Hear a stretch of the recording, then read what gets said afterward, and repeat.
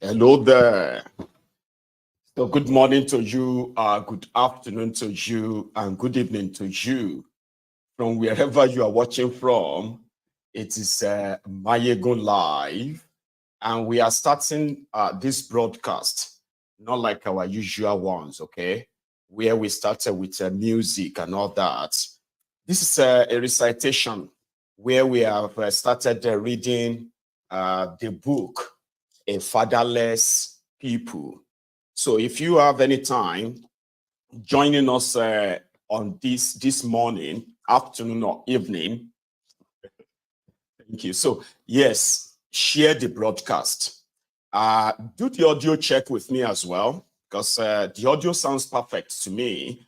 And if it does to you, this is us starting the book, A Fatherless People, the one we read the intro on yesterday, for those who were part of that yesterday afternoon. So we're meant to continue, or should we say, to start this afternoon. So if you by any chance watching me, this is the history of Nigeria, before Nigeria, the people.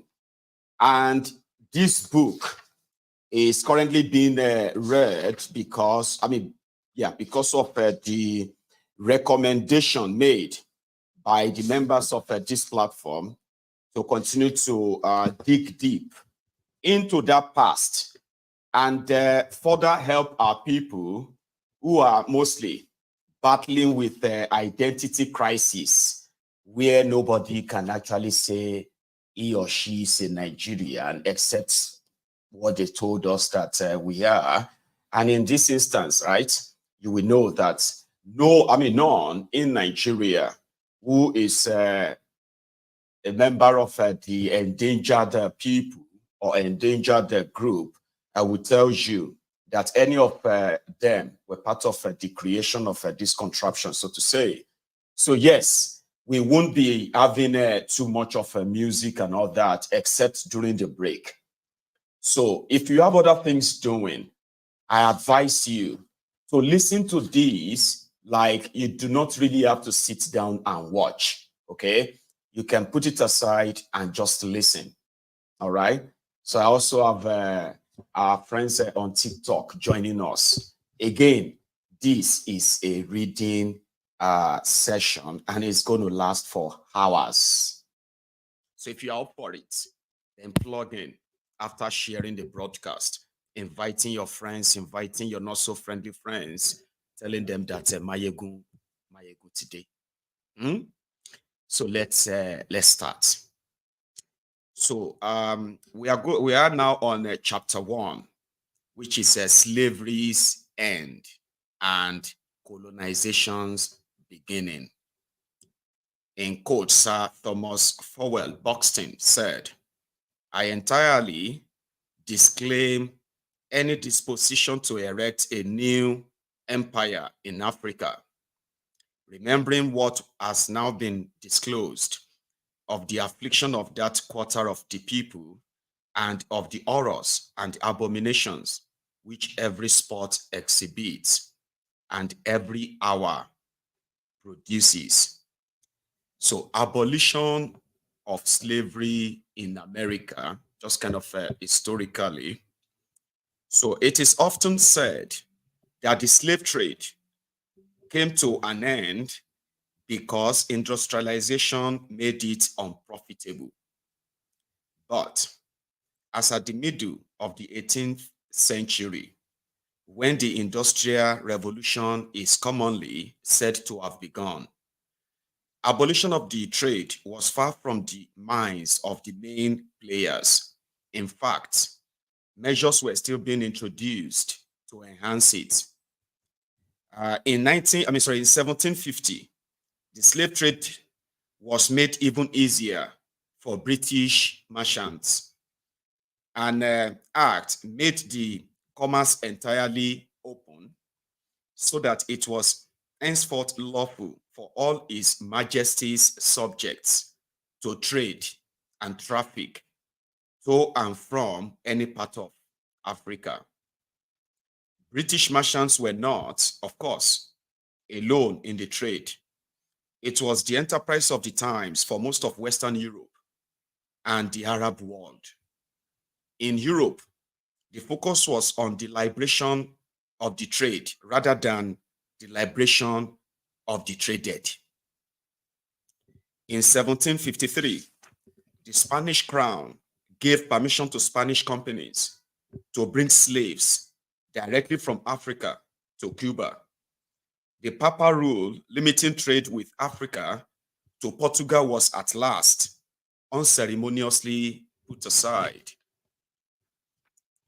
France, for its part, having been compelled to surrender Canada and India to Britain as the price of defeat in the 7 Years' War of 1756 to 1763, was unabashed in recognizing the importance of the trade for its future. The French Prime Minister, Choiseul, sought immediately to develop new French interest in Africa so as to free its colonies in the West Indies from reliance on Britain, formally or informally, for the supply of slaves. That the provision of slaves was an essential part of French commercial policy, it was left in no doubt. Thus, in 1762, the Chamber of Commerce of Nantes declared, the African trade is precious, not only because of gold and ivory. It is infinitely more so because of the blacks, that it makes possible because only they are capable of carrying through the hard work which the agriculture and manufacturing of sugar demand. Far from industrialization being the cause of abolition, it was the super profit made possible by the trade which stimulated and sustained the Industrial Revolution. And it was Britain's position as the dominant player in the trade that produced the situation where the Industrial Revolution began in Britain. A British historian, Niall Ferguson, acknowledges the traditional economic explanation as unconvincing. According to Ferguson, it is not easy to explain so profound a change in the ethics of a people. It used to be argued that slavery was abolished simply because it had ceased to be profitable. But all the evidence points the other way. In fact, it was abolished despite the fact that it was still profitable. Even so, Ferguson was so advanced an equally questionable theory of his own for this collective change of hearts. His argument that it was a moral revolution that mobilized not only legislators to ban the trade, but the Royal Navy to enforce the ban, still leaves the question as to what triggered this moral turnaround. The trade was, after all, a reflection of the prevailing morals of the times, which explains why other European powers expressed so much skepticism over the British claim to have undergone a moral conversion. The efforts of Great Britain to put an end to it, the slave trade, are not attributed to good motives, but to commercial jealousy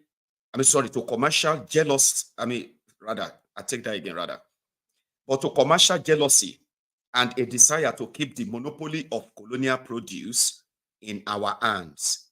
The grant of 20 million may have done something to quench these narrow jealousies, but still, the nations of the continent were slow to believe that we are entirely disinterested. The German states, which because it was still in formation, had no hand in the slave trade, could claim some objectivity in its questioning of British claims to have moved to a higher moral plan or plane than other Europeans, while the Germans are tormenting themselves with philosophical problems the English, with their great practical understanding, laugh at us and win the world. Everybody knows their declamations against the slave trade, and while they have paid off on us all sort of humane Marxism as the foundation of their proceedings, it is all last discovered that their true motive is a practical object, which the English always notoriously require in order to act, and which should have been known before. That's from a German state. What the evidence points to is that the practical object, which was the trigger for the abolition of the slave trade and later slavery itself, was the loss by Britain of its American colonies in the American War of Independence of 1776. Negroes inspired by the spirit of martyrdom. When it started, the American War of Independence was purely domestic affair between the British and the American colonies. However, in the French, the Dutch, and the Spaniards, perfidious Albion, as England was often referred to, had no shortage of neighbors with recent grievances to avenge. By the end of the war, in 1783, each of these fellow European powers had joined the fight on the side of the American rebels. The shared objective was to prise Britain's first empire from her grip.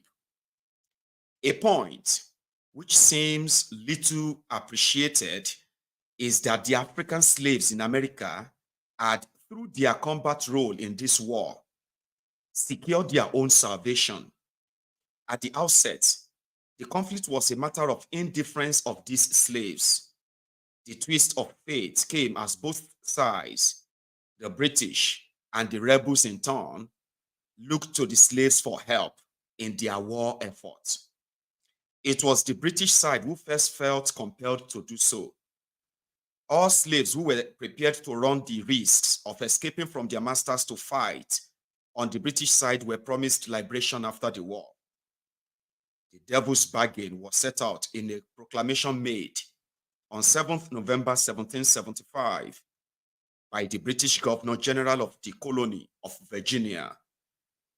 He declared, "I do require every person capable of bearing arms to resort to His Majesty's standard or be looked upon as traitors to His Majesty's crown and government, and therefore be liable to the penalty the law inflicts upon such offenses, such as forfeiture of life, confiscation of lands.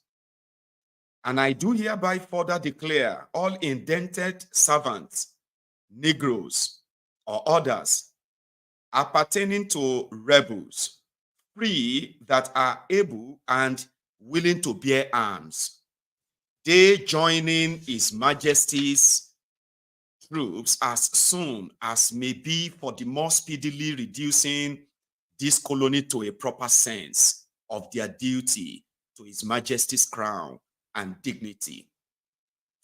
That was the Governor General of Virginia, and declaring then, with this pledge, the British side now had the most eager recruits that the history of warfare may possibly have ever known. Africans had been held in bondage and transported in their millions to lay the foundations of America because of their natural physical strength. Their long period of subjugation had been made possible and sustained only by careful efforts to deny them access to and training in the use of guns. But this proclamation, Britain changed the rules of the game, and the writing was on the wall for the end of slavery in America. However, neither Britain nor America was ready for a multicultural society at this time, one in which with blacks lived in freedom alongside whites. As it concerned the slaves, the words in the American Declaration of Independence were just fine words. In quotes, we hold this truth to be self-evident, that all men are created equal, that they are endowed by their creator with certain unalienable rights, that among these are life, liberty, and the pursuit of happiness. Of quote. An overnight transition from a way of life in which the one had been subjugated by the other was viewed with understandable concern. For who knew when the spirit of vengeance might rise amongst former slaves, now trained in the use of guns and explosives, especially now that their numbers were significant. In 1790, there had been less than 60,000 free Negroes in United States. By 1820, there were 250,000. As part of the planning for the new independent America, which they desired, the leaders of thought in America had already begun to address their minds to the question of the role and place of the imported Africans within American society. The question was a racial one: whether free blacks were to be allowed to live as equal citizens alongside whites, and if the answer was no, what was to become of them? Writing in 1781, Thomas Jefferson, who authored the words in the Declaration of Independence, did not shy away from recognizing the unique problems that abolition of African slave trade posed. In quotes, Jefferson said, among the Romans, emancipation required but one effort: the slave, when made free, might mix with, without staining the blood of his master. But with us, a second step is necessary, unknown to history. When freed, he is to be removed beyond the reach of the mixture. Samuel Hopkins, a clergyman from Connecticut, who had himself owned slaves in the past, was one of these early thinkers on the subject. His solution was what the European powers then adopted as blueprint for colonization of Africa. In early April 1773, congressional clergyman Samuel Hopkins of Rhode Island, the chief exponent of the still noble doctrine of benevolence, called upon the Reverend Dr. Ezra Stiles, later president of Yale College, and unfolded his plan for training 2 missionaries for Africa. Hopkins was eager to test his theological concept of dynamic evangelical Calvinism that would carry Christianity to the unredeemed throughout the world.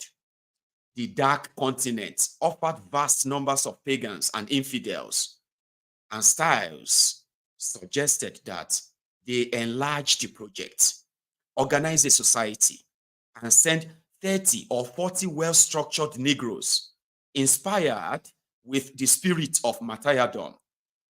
In this way, whites could compensate for injury and injustice of the slave trade, that unhallowed commerce of traffic in the souls of men. Of course, this plan of removal marked the start of the colonization program for Africa.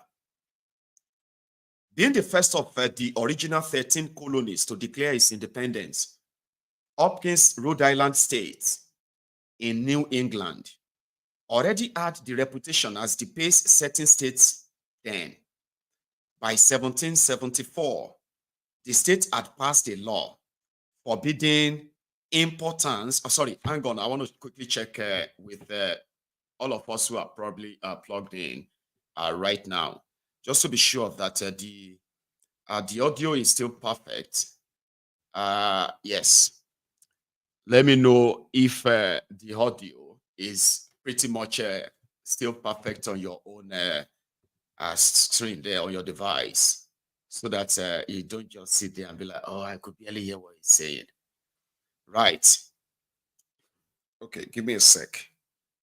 Hang on, no. There is okay, there is one off. Good enough that I checked, right? I actually have one of the microphone pretty much off, and in that regard, I ended up having to, having not a sharp or loud or clearer tone, right? So it should be much better now as well. Okay, especially if you are watching on Facebook or YouTube or on Twitter, or everyone watching on TikTok or listening on TikTok. I don't think we have any problem, right? I don't think so. So yeah, let's hope that's it. The audio is perfect. Now let's continue. Sorry about that, okay? So this plan of removal marked the start of the colonization program for Africa. Being the first of the original 13 colonies to declare its independence, Hopkins, Rhode Island State in New England already had the reputation as the pace-setting state. By 1774, the state had passed a law forbidding the importation of slaves.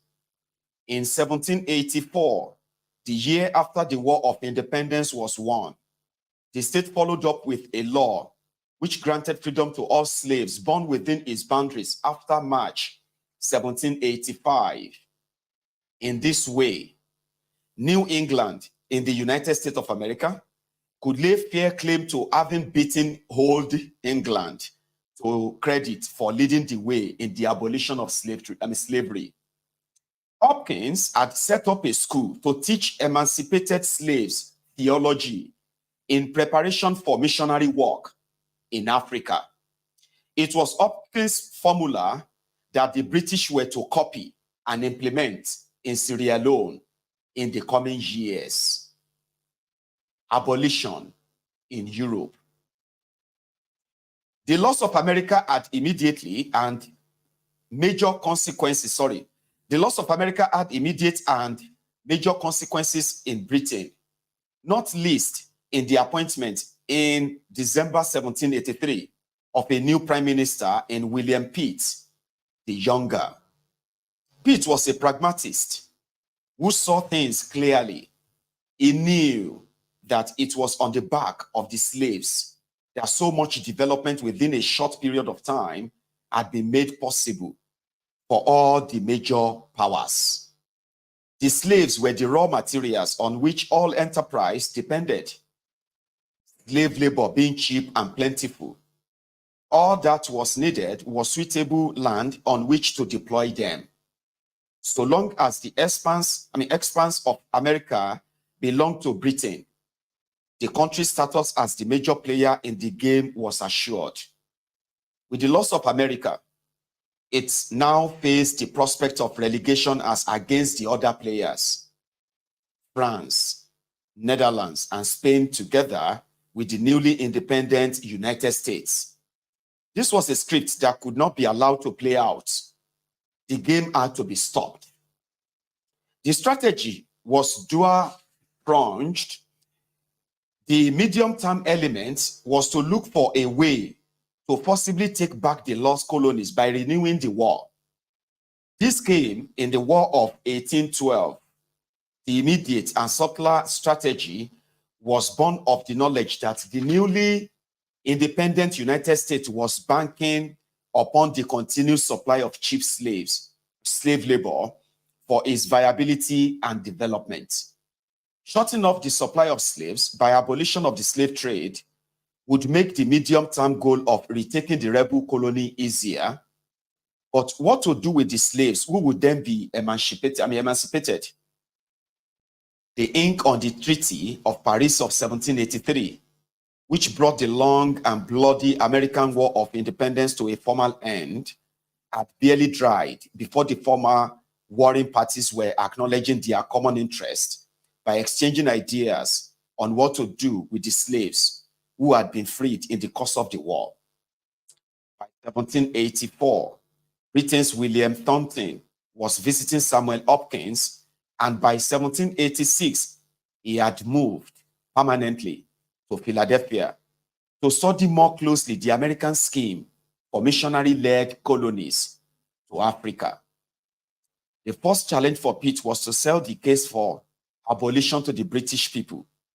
On the one hand, there were the British merchants and West Indian plantation owners who were now addicted to the super profit which this trade generated. And then there were the ordinary citizens. Different persuasions were required for the different constituencies. For the slave traders and plantation owners, only monetary compensation for loss of profits and amenities would do. For the citizenry, a new moral narrative was what was needed.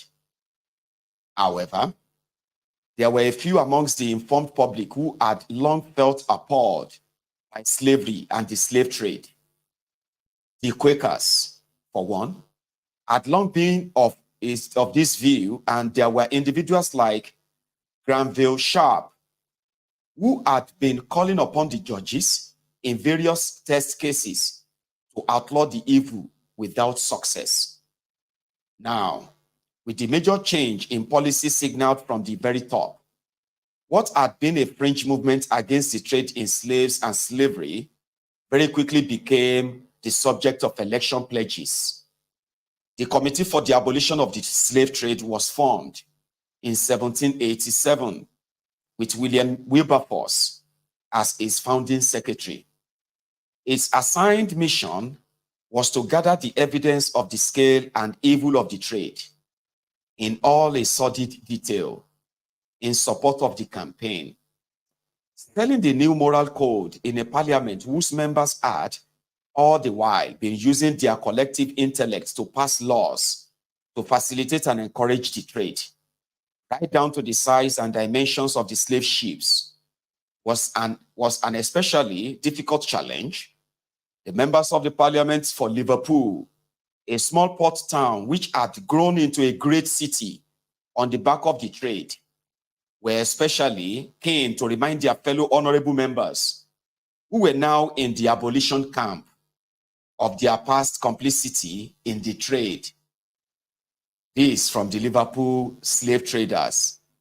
It's a different act of parliament which I shall not detain the House with moving to have read. Have encouraged the African slave trade, the preamble of one which runs thus: whereas the trade to Africa is highly beneficial to the acclaim of the pro-abolitionists, led by the Solicitor General, were not to be outdone. In their defense, they wrote, "I can well understand that nations as well as individuals may be guilty of the most immoral acts from their not having the courage to inquire into all the circumstances of this trade. But in that year, 1796, this House had the courage to appoint a committee to investigate the complaints which were preferred against it. The committee sat, and after a painful, anxious investigation, they reported to this House a great body of evidence by which it is established, beyond the possibility of dispute, that the African slave trade is carried on by rapine, robbery and murder, by encouraging and fomenting wars, by false accusations and imaginary crimes.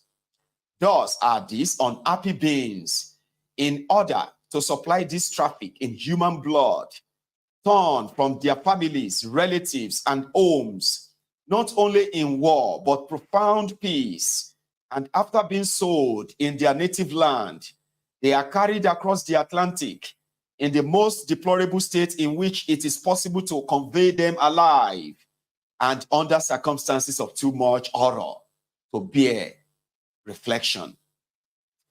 These were the arguments in the parliament of Britain at the time, the abolitionists. So, in a war between brothers, few home secrets survive. On 25th of March, 1807, an act for the abolition of the slave trade was passed by the United Kingdom Parliament. It declared the slave trade illegal in any part of the British Empire. Slavery itself, as distinct from the trade in slaves, remained legal. The British government, having taken the lead in Europe, now took on the task of persuading its fellow European powers to follow his lead. The defeat of Napoleon in May 1814 by a six-power European alliance led by Britain provided a perfect opportunity. While the primary objective of the new Treaty of Paris, which ended the war, was to redraw the map of the European mainland to contain future French ambitions, the British took the opportunity to insert a clause committing the restored Bourbon monarchy to the abolition of the French slave trade over a period of 5 years.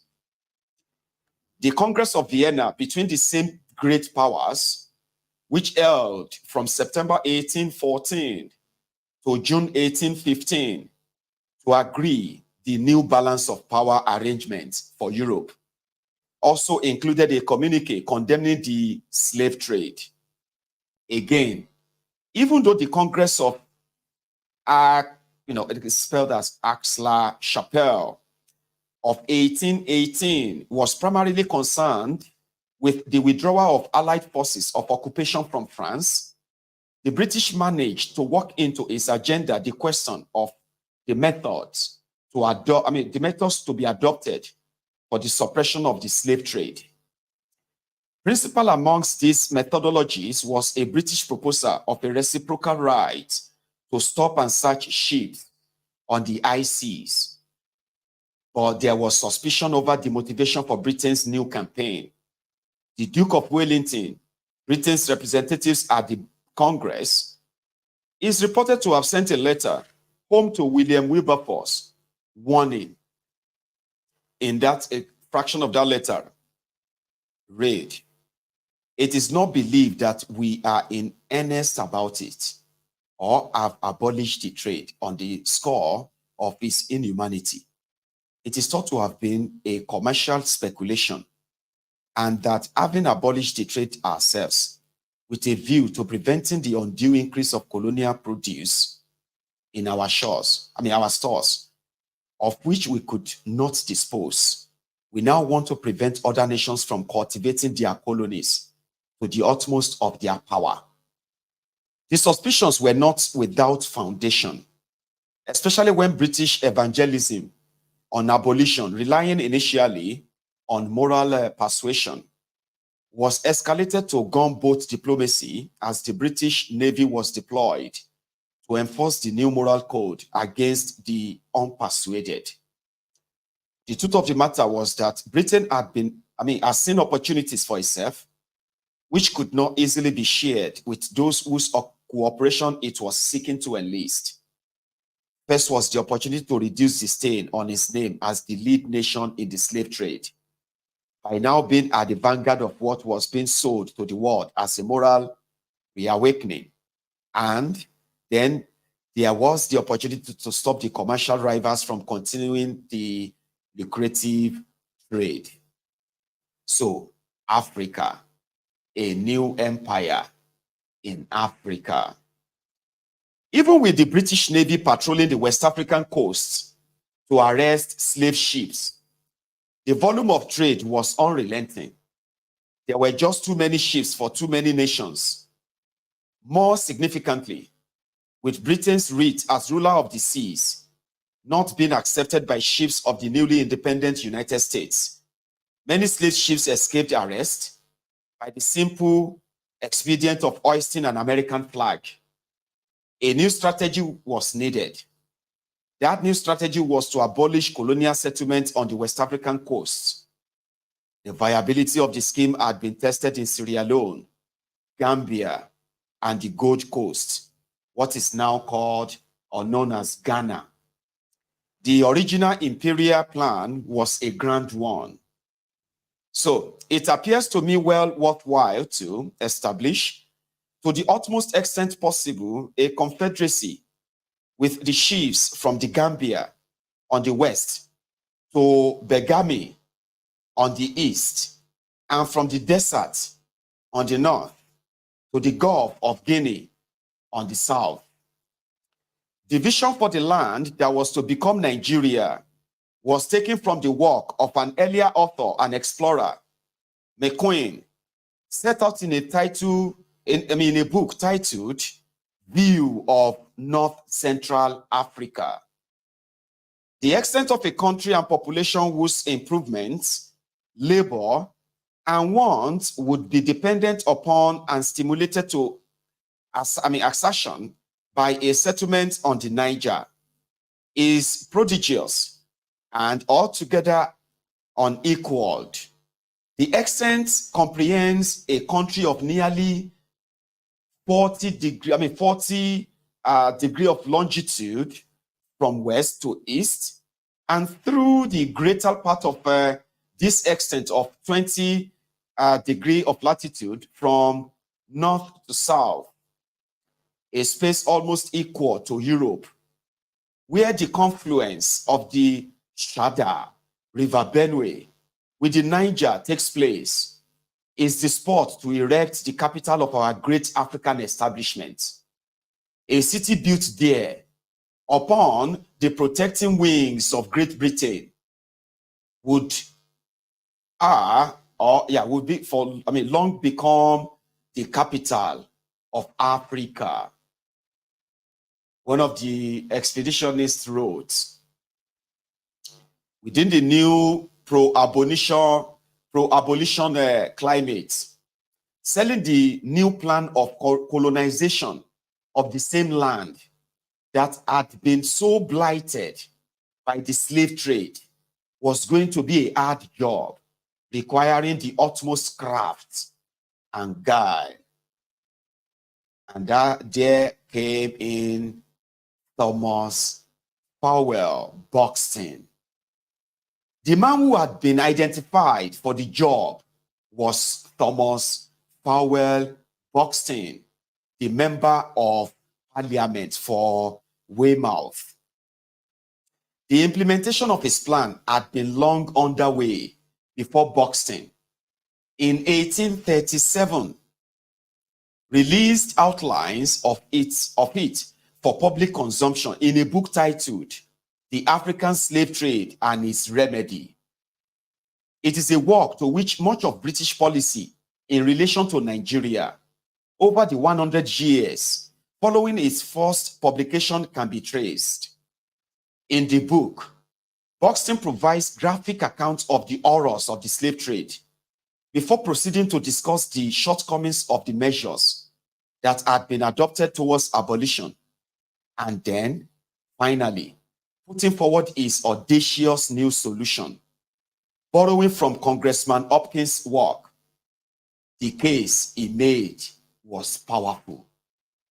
These were the words of Buxton on how Britain can recover from losing their territory, America, and how they could take advantage of the abolition of slave trade, make themselves the campaigner for it, and then designed a different slavery called colonization. So the man who finally gave them the solution that ended up colonizing Africa, keeping slavery for another 100 years. In his words, ladies and gentlemen, our system hitherto has been to obtain the cooperation of European powers, while we have paid very little attention to what might be done in Africa itself for the suppression of the slave trade.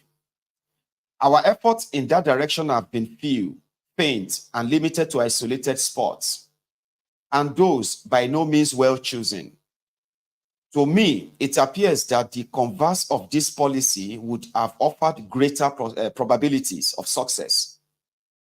That while no reasonable expectations can be entertained of overturning this gigantic evil through the agency and with the concurrence of the civilized world. Thank you.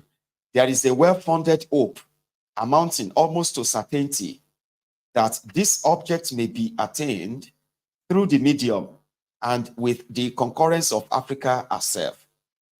If instead of our expensive and fruitless negotiations with Portugal, we had been, during the last 20 years, engaged in extending our intercourse with the nations of Africa, unfolding to them the capabilities of their soil and the inexhaustible store of wealth which human labor might derive from its cultivation, and convincing them that the slave trade alone debars them from enjoying a vastly more affluent supply of our valuable commodities.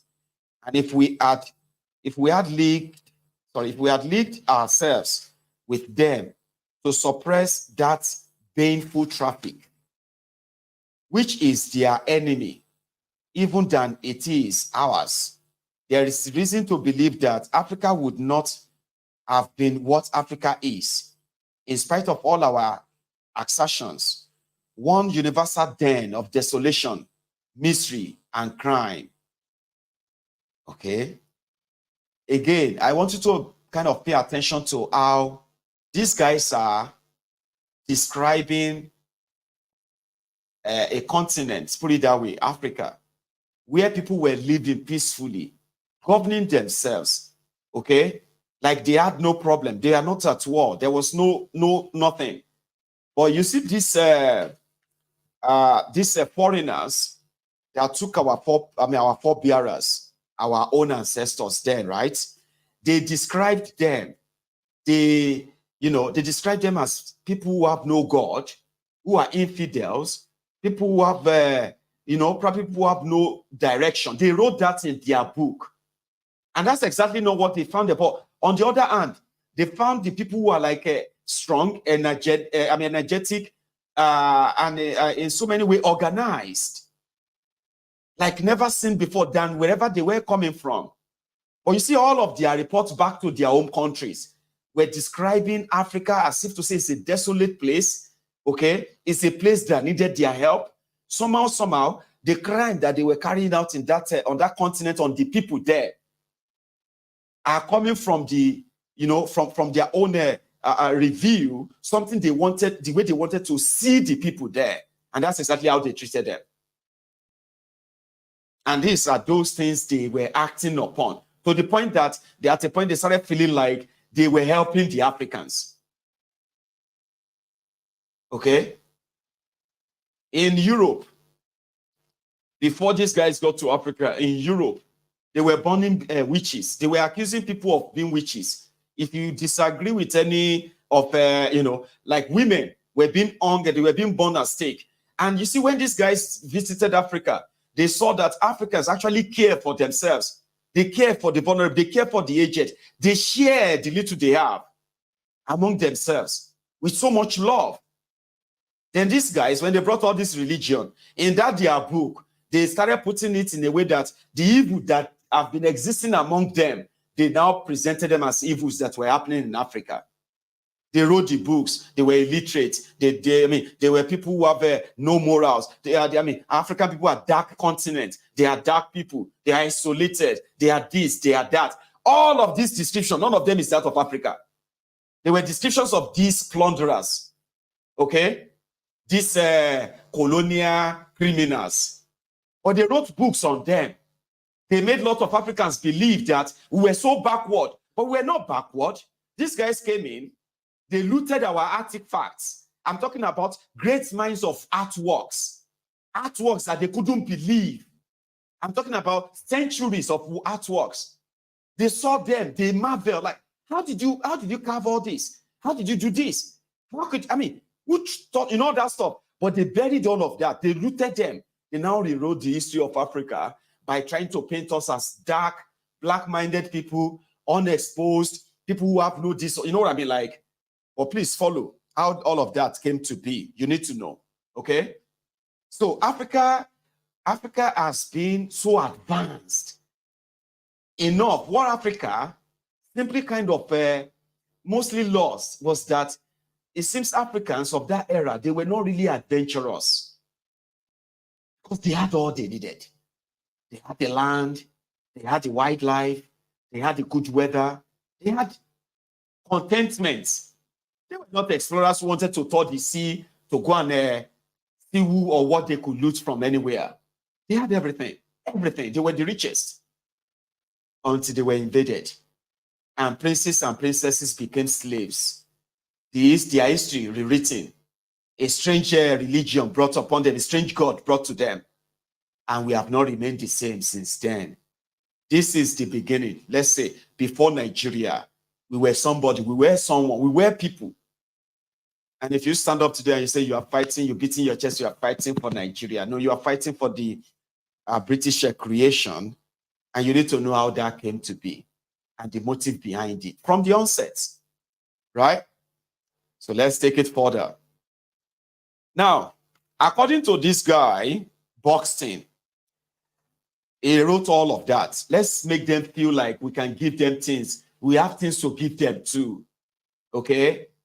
Let's make them see that we have a lot to give them. Not that we want to take their people. We don't want to take their people anymore. Let their people work. Let's teach them. They said they wanted to come and teach us how to farm, how to grow our food, things we've been doing for centuries when majority of them were living in caves. They destroyed all of the African texts that they met, like terrorists, okay? They destroyed everything that could really give us the backstory of who we are. Almost everything, but not everything anyway. Stripped of the emotive tones, the remedy that Buxton was prescribing was colonization. Although he was careful not to call it by name, as to do so ran the risk of exciting the jealous attentions of fellow European powers, already suspicious of British motives. Only those who could read between the lines would have understood the true nature of the remedy that was being proposed. Buxton wrote, to those portions of Africa in particular, Great Britain owes a heavy debt of justice for the many years of miseries which she inflicted upon them by making them the seats of the slave trade, sounding nice. A debt which she can only hope to repay by carrying out the salutary measures which have proved so successful in the case of the Gold Coast, Ghana. But as the injury was not limited to these localities only, so our redress should not terminate here. In order that our compensation may be ample and our remedy efficient, they must be applied nearer the sources of the evil. Our efforts, as far as they have gone, have been successful. And although our principal object has not been attained by them, we have proved what may be effected by granting our protection, by encouraging commerce and agriculture, and by diffusing the blessings of Christianity, by adopting a similar policy in positions more favorable, and in connection with the other measures which I propose, I am led to believe we shall effectually check the slave trade and produce a revolution in Africa, still more signal than that which has been already experienced in our present settlements. That was from Buxton. So, whose resistance would not be overcome by an admission that Great Britain owes a heavy debt of justice, with the promise of atonement by the granting of our protection. So they now said they will come and grant protection to us, the Africans, by doing trade and commerce with us, okay? And stopping people from stealing us as slaves. That was the solution of Britain. And like I said, it was not to be presented as a colonization, okay? It was presented as a remedy, okay? Africans are being kidnapped. They are being sold as slaves on the IC. Let us go to them and say, we will now protect you. Nobody will steal you anymore. All of our other people will steal you, but you will work for us. You will toil your land for us, okay? And we will take every share of that back to our country. That will be your payment. And to atone for slave trade that we have actually benefited a lot from on this continent, we now want to provide protection for you. If you like Miyetiala, Miyetiala say Fulani terrorists want to provide security for us from Fulani terrorists. You get that kind of thing, right? Sounds similar. Let's continue. So Buxton also wrote in his own remedy solution for replacing slave trade with colonization remedy. All right? Said, nothing I apprehend and could be more unfortunate to the continent we wish to befriend, or more discreditable to ourselves than the Great Britain should give color to the suspicion of being actuated by mercenary motives. An apology would just be afforded to every other nation for any attempt. It might make to thwart our purpose. We know from the Duke of Wellington's dispatches that the powers on the continent were absolutely incredulous as to the purity of the motives which prompted us at the Congress of Aix-la-Chapelle to urge beyond everything else the extinction of the slave trade. Knowing that the country's real motive for promoting abolition had already, I think I need a tea break, just a quick one. Yeah. Knowing that the country's real motives for promoting abolition had already come under strong suspicion, Buxton recommended that the commitment to abolish the slave trade should be coupled with a pledge that Britain would share with those European partners who were ready to join the cause all benefits that might accrue from the exercise. Central to this pledge was the policy of free trade. The priority was to avoid another war with the European neighbors as had occurred over America and India. So Buxton proposal, he said, in his proposal, he said, the proposal of a settlement in Africa necessarily recalls to mind our vast empire in India.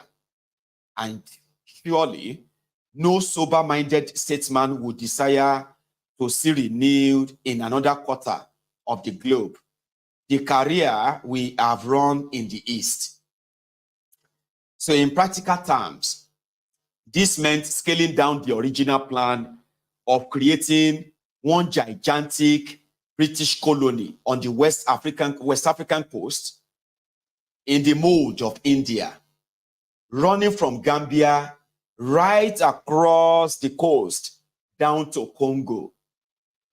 The European powers apart, the other constituency from whom Buxton needed some buy-in for his remedy were the people of Africa. To doubt about whether the grand plan of African colonization in areas that had been so recently blighted by the slave trade would be practicable. The answers had been well researched by explorers, the travelers in Africa, who were now roaming the region. The motives so far from shunning intercourse with us and rejecting our overtures for peace and commerce have been, in almost every case, eager and importunate that we should settle among them. If further progress had not been made, it is ourselves who have been to blame, the travelers of Africa. So the strategy paper correctly anticipated that resistance to the push into the interior was likely to come from the coastal chiefs and the members of their court. These ones had grown rich through their role as agents and intermediaries in the illicit trade in the peoples of the interior, and the trade in slaves was an enterprise to which they were as much addicted as their European principals and patrons. So here is what Buxton put out. We must then expect great opposition from the chiefs on the coast. It appears indeed from the journals of all the travelers in Africa that every impediment has been thrown in their way in order to prevent their proceeding into the interior of the country. It is, however, some consolation to learn from recent travelers that the powers of these chiefs has been greatly exaggerated, Buxton research reported. So, part of the brief of the explorers, like Mungo Park and Hugh Clapperton, had been to investigate and report on the fighting capability of the peoples they visited. Based on this report, the strategists at home had reasons to believe confident that the resistance of these chiefs could ultimately be overcome. If necessary by their forced removal, the intelligence gathering activities of the explorers also extended to gauging the attitude of the different native rulers towards abolition. So the explorers wrote, but whatever difficulties we may have to encounter with the chiefs on the coast, and I confess that viewing their character and the insalubrity of the climate near the sea and at the mouth of the rivers, I apprehend that they will be far from light. There is good reason to believe that we shall find a much better disposition on the part of the sultans and sovereigns of the interior to receive, to treat, and to trade with us. The explorers reported to the people who are planning the colonization. So, in this lay the early seeds of what will become a significant difference in the British relationship with the sultans of the north and the leaders in the south of what will become Nigeria. So there is another man called Lord Palmerston. Lord Palmerston, that was where he came in. How to make sure that all the chiefs who have ocean or rivers or seas next to their own kingdom, how are they going to be overpowered or removed or even killed?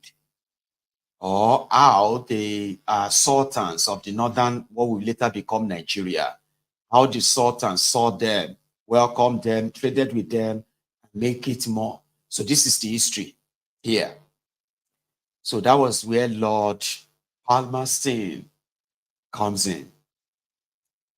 If Buxton's remedy was the intellectual framework for British foreign policy towards Africa, it was the British statesman, Lord Palmerston, who, through his various offices of state, was responsible for its practical implementation.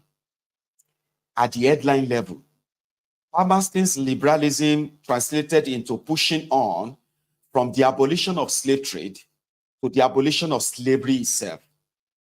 In the subtext, this was to be achieved by getting the British slavers to make the switch from the business of the gathering and sale of Africa's people to the new enterprise of the gathering and sale of Africa's resources.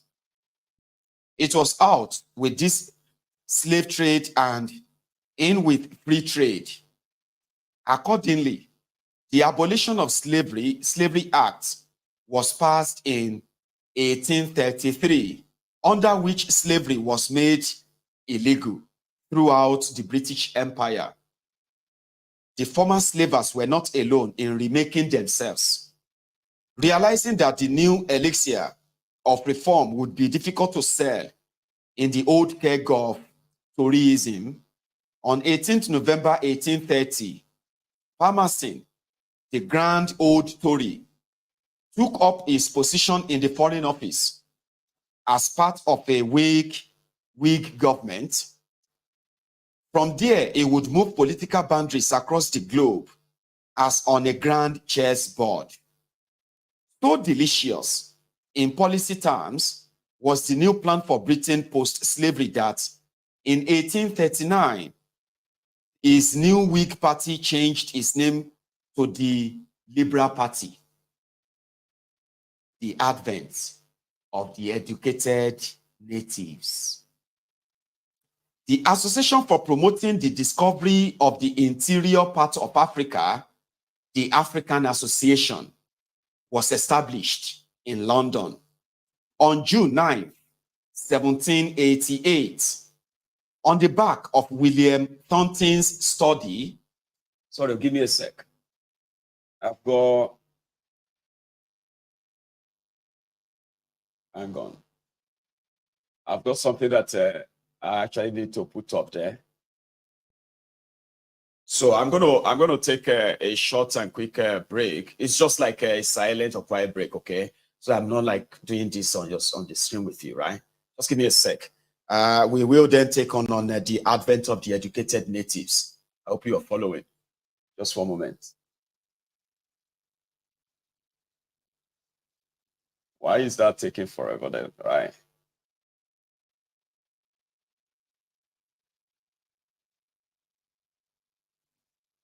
Okay.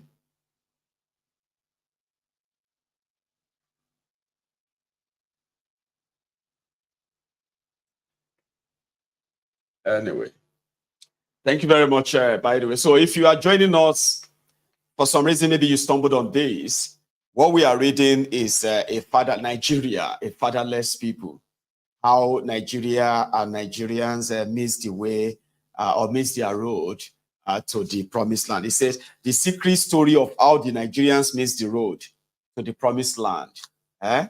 It is a long read, and we are already an hour in. So let's continue. Everybody who is still listening. Mind you, let me know if, let me know if the audio is still perfect, as well as the image as well, okay? So that I'm not like just going on and on and on like that. I could listen, but it's just going to be a little bit of a distraction too, right? So thank you. And then we say thank you to your Mitotu. So who donated the book to Maiyegun's Diary Politico. So we are thankful. Totu. A lot of you have actually read this book. So many of you have probably, you have the audio book as well. But something there is that we are all reading it together right now. You are seated there, or you are walking, or you have this earpiece plugged into your ears and all that. So yes, you are following it with your mind. Somehow, a lot of you are going to hear so many things as well, okay?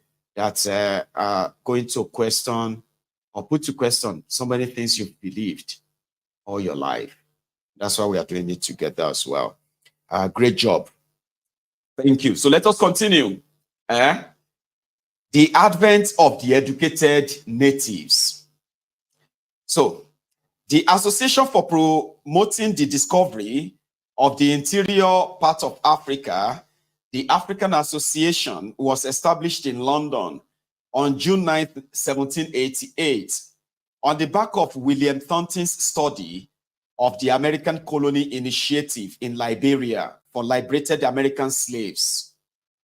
It was this association that sent the famed explorers like Mungo Park and Hugh Clapperton into the African interior as pathfinders. The early work of these travelers had led to Sierra Leone being identified as the most benign place on the coast of the continent to establish the first British colony in West Africa. Initially, It was for the settlement of those American slaves who had fought on the British side in the American War of Independence and who were now to be found in significant numbers on the streets of London. Freetown, as the settlement was named, became the clearinghouse for the slaves recaptured by the Royal Navy in the course of the Abolition. Here, they were assessed for their potential, with the less fortunate being shipped off to the Caribbean to work as slaves on the British plantations. The apparent contradiction was explained by the fact that slavery was, at this time, still legal. It was only the trade in slaves that was not. Some of these returnees would later be transplanted into Yoruba land to play a key role in the conversion to Christianity of the natives and the subsequent British takeover. Writing in 1837, Buxton states that 30 years prior, a few liberated African boys were sent to England and educated at the expense of the African Association with a view to their aid in working out the general objects of the association at Sierra Leone. This experiment informed Buxton's call for the education of the sons of Africa in their own country and by their own countrymen previously educated by Europeans. In the course of the slave trade, Africans had been deployed to capture other Africans to be taken to plantations in the Americas or Caribbean. Now, some of these former captives were to be deployed back to the west coast of Africa to capture souls. And in one of their memoirs as well, they wrote, "We have already seen the desirableness of educating and civilizing the inhabitants of Africa. And a number of facts have been brought to light, tending to show that there is at least as great a readiness on their part to receive instruction as on ours to communicate it. The question now remains, who are to be the instructors? The climate is generally viewed as unfavorable to Europeans. And this being the case, I have great satisfaction in finding that from among the liberated Africans in our West Indian colonies, we are likely to be furnished with a number of persons in whom are united the desirable qualifications of fitness for the climate, competency to act as teachers, and willingness to enter upon the work." The mission for these recaptives was to convert to the way of Christ the people of their homeland, who they would have been told had sold them into slavery. The relationship between Christianity, slave owners, and the education of slaves up until this point is best described as ambivalent. It was memorably captured in the autobiography of Frederick Douglass, the American slave.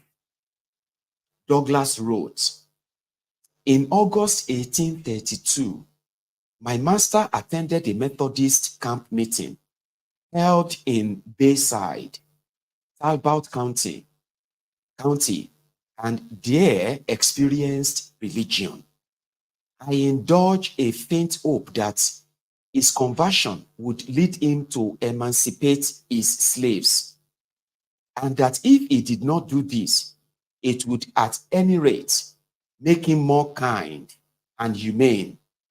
I was disappointed in both these respects.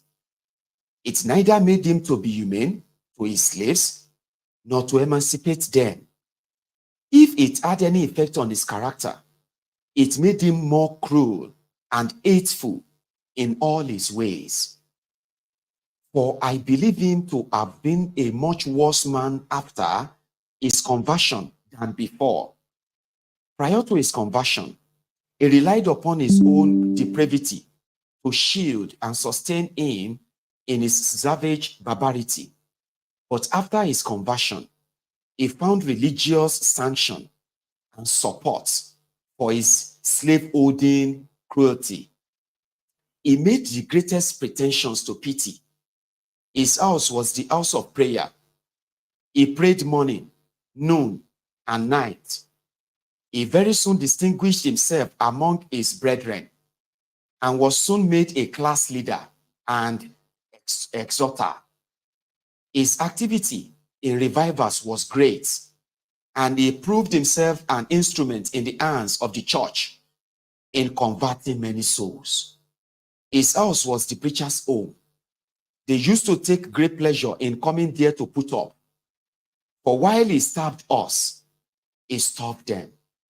While I lived with my master in St. Michael's, there was a white young man, a Mr. Wilson, who proposed to keep a Sabbath school for the instruction of such slaves as might be disposed to learn to read the New Testament.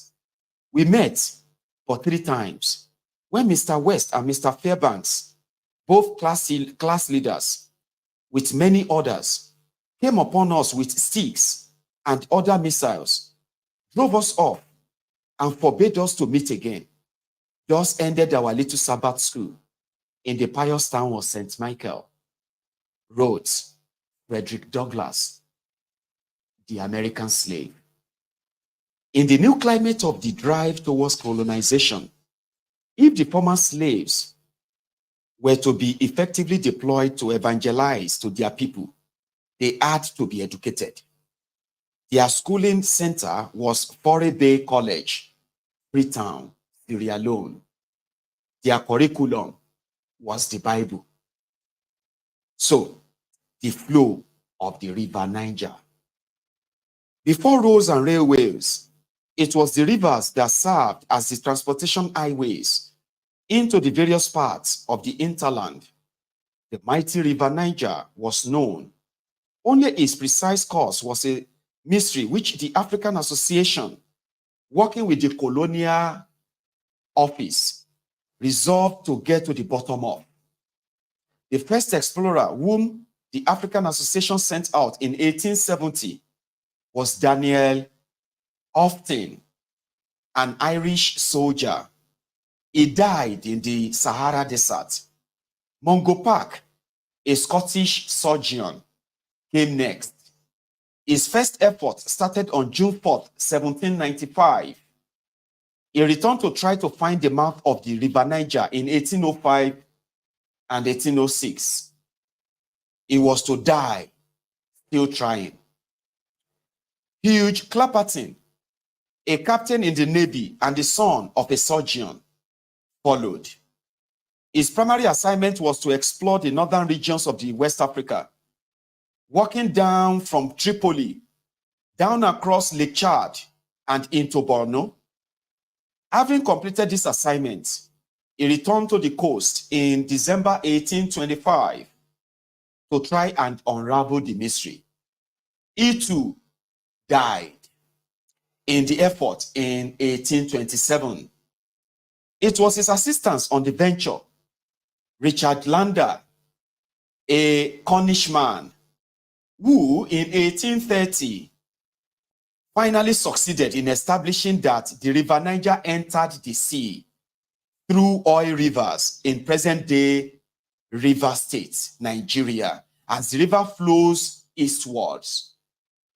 Having established that the river ran from the west to southeast and joined the Atlantic Ocean at the Bight of Benin, the drive into the hinterland could begin. The River Niger area was central to the vision of the new empire. And they wrote it somewhere that by the Niger, the whole of Western Africa would be embraced. By the Shari, which I have no doubt will be found navigable to the meridian of 25 degrees east longitude, a communication will be opened with all nations inhabiting the unknown countries between the Niger and the Nile. British influence and enterprise would thereby penetrate into the remotest recesses of the country, new and boundless markets will be opened to our manufacturers. A continent teeming with an inexhaustible fertility will yield our riches to our traders. Not merely a nation, but hundreds of nations will be awakened from the lethargy of centuries and become useful and active members of the great commonwealth of mankind. Discovering West Africa for these people was like discovering what they described as the endowment of the commonwealth of mankind. Like to say, you see, all mankind, all of humans alive. God, like to them, they described West Africa as a place that they have everything that God created to give to mankind. And this is going to be, and this is a place, this is a continent with over hundreds and hundreds of countries. It simply means people were their own countries. Yoruba was a country. That Igbo land was a country. Everyone there that you have everywhere, even the Hausa land was a country. Oh, okay. 1807, and then the Fulani Utmandan Fodio Jihadist war, which then makes, instead of them saying they met with the Hausa kings, they said they met with sultans. There were no sultans before 1800. There were no sultans there were no Fulanis in Nigeria before 1800. It was until 1807 when the jihad started. And that's why the explorers, they call themselves explorers. They met with the terrorists who have taken over the northern Nigeria, appointed one of them as an emir and sultan, right? So they wrote it down. They call it, these are the explorers' words. So they said, British influence and enterprise would thereby penetrate into the remotest recesses of the country. And then, the mankind. Now, listen to this. So they said, a Christian, and it's going to be a Christian empire. You know, they are British. They are bringing Christianity. They are already training freed slaves to become evangelists. Samuel Ajayi Crowther. Remember Samuel Ajayi Crowther? There are a lot of us grew up and we were told that Samuel Ajayi Crowther was sold as a slave from Yoruba land, and he was sold. Then when he got to so and so, he was freed. And when they freed him, they took him straight to Sierra Leone, and he was in Sierra Leone. But then he got trained as as an evangelist who brought Christianity to come and help facilitate the colonialism in Nigeria, in today's Nigeria. Ajayi Crowther, we don't even know if that is his name. Samuel Ajayi Crowther. They've written so much history around him because, he came in, they brought in the Bible and all of that stuff. I'll get to that part too. But Samuel Ajayi Crowther, there's no record that he's actually a Yoruba man. But we were raised to believe that he was a Yoruba man. No, he was one of the instruments among many others that were trained to come and preach Christianity to us. But it is not about our salvation, it's to win our souls. They said to win our souls, change our identity, colonize us. And they succeeded. We are still battling with that today. Remember that. We are battling with it today.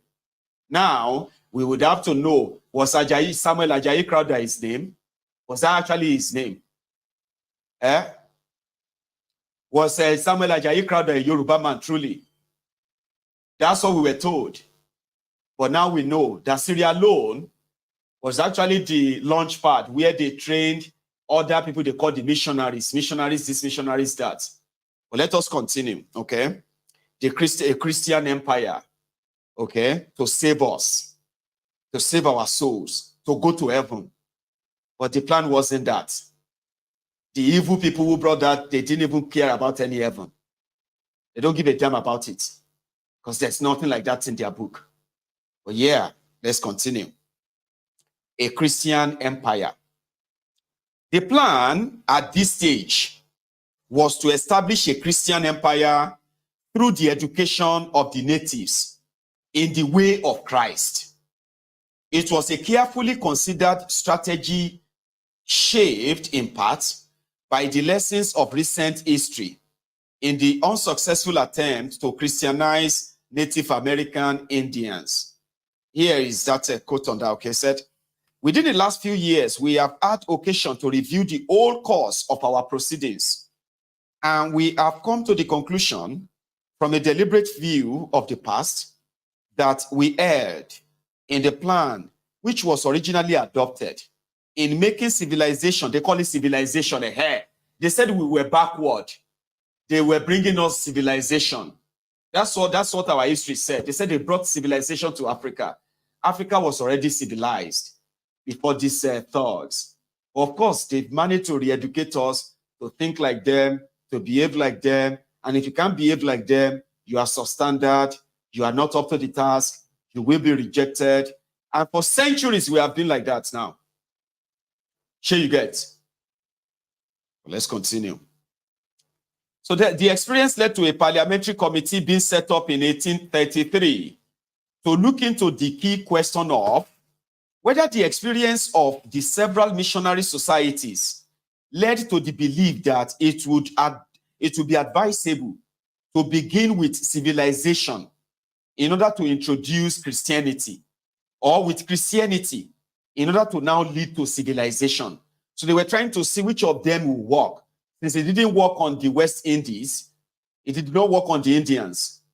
So we didn't work on these guys, or which one should go first?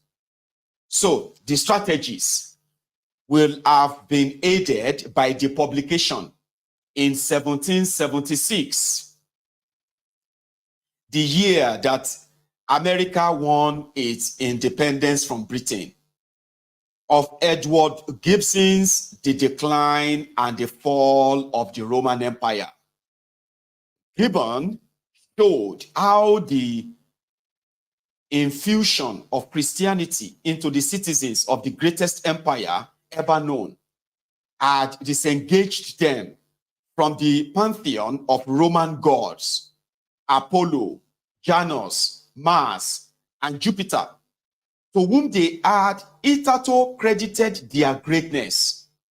With this precedent as a guide, there was every confidence that the arrival of the Christianity would have a similar transformative effect upon African traditional societies. The other political calculation in the decision to take the Bible to the people of West Africa was the realization that the rival faith of Islam was pushing down from across the Sahara. The dispatch reports from the explorers of Jihad, whose true object was the expansion of Islamic empire, helped to convince the Europeans of the merits of a religious cover for their own imperial advance. To arrest Islam's further southward penetration, Christian settlements were to be established at the southernmost point of the areas which Islam had already reached, to serve as a buffer. So they suspected that the Arabs were already pushing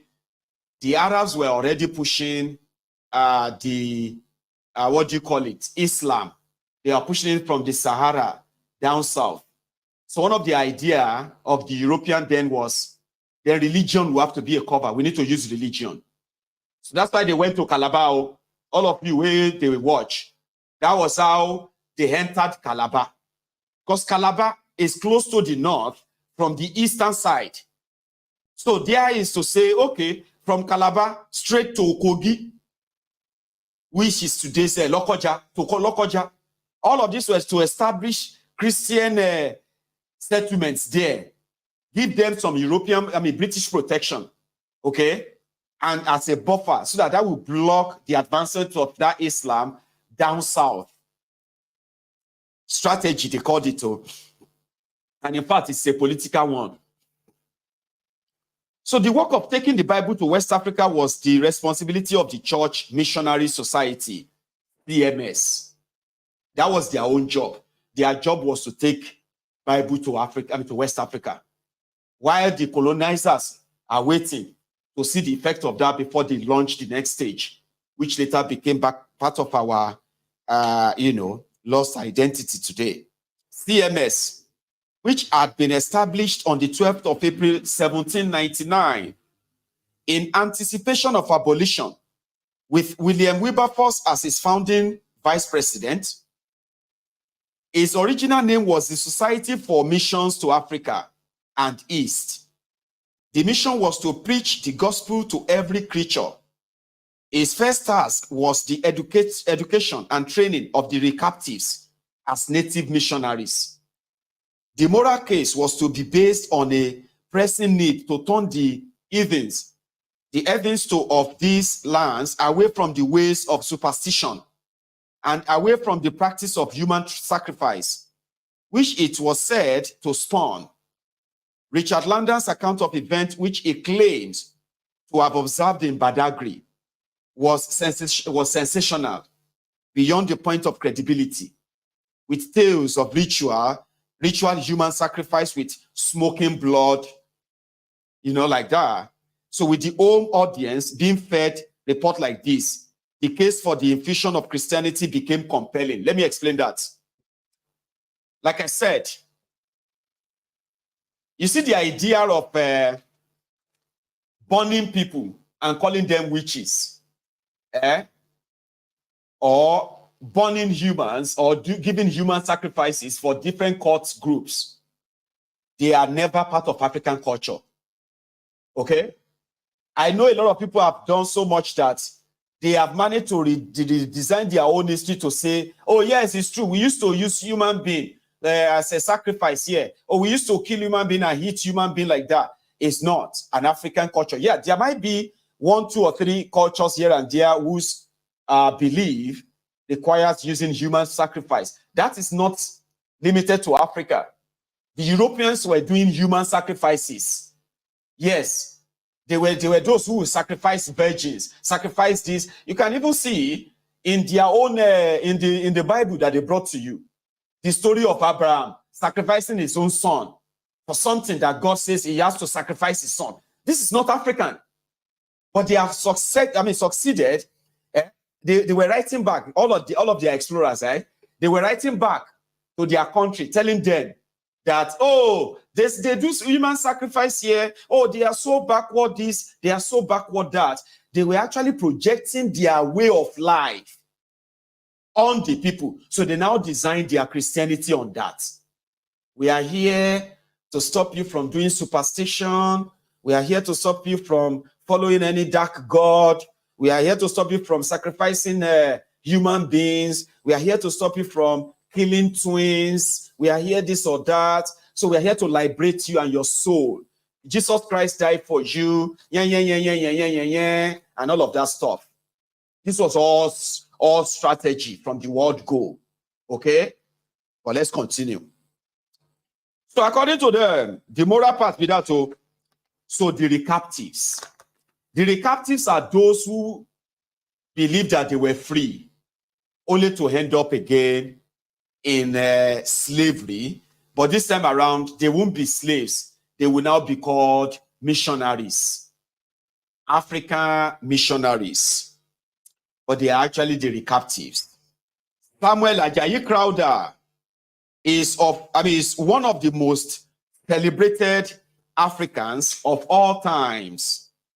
He was born in 1809. Just 2 years previously, the British Parliament had passed the law making slave trade. Abolition rather. It should be abolition slave trade. I missed something there. Yeah, passed the law making the slave trade, but not slavery itself, illegal. According to Crowther's own account, he was kidnapped as a young boy and sold into slavery.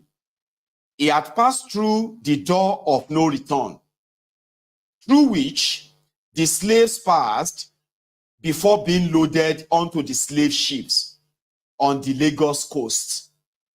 When the ship was arrested by a British anti-slavery patrol, if any native was qualified to preach the message of salvation and of life after death, it would be a recaptive, like Ajayi Crowther.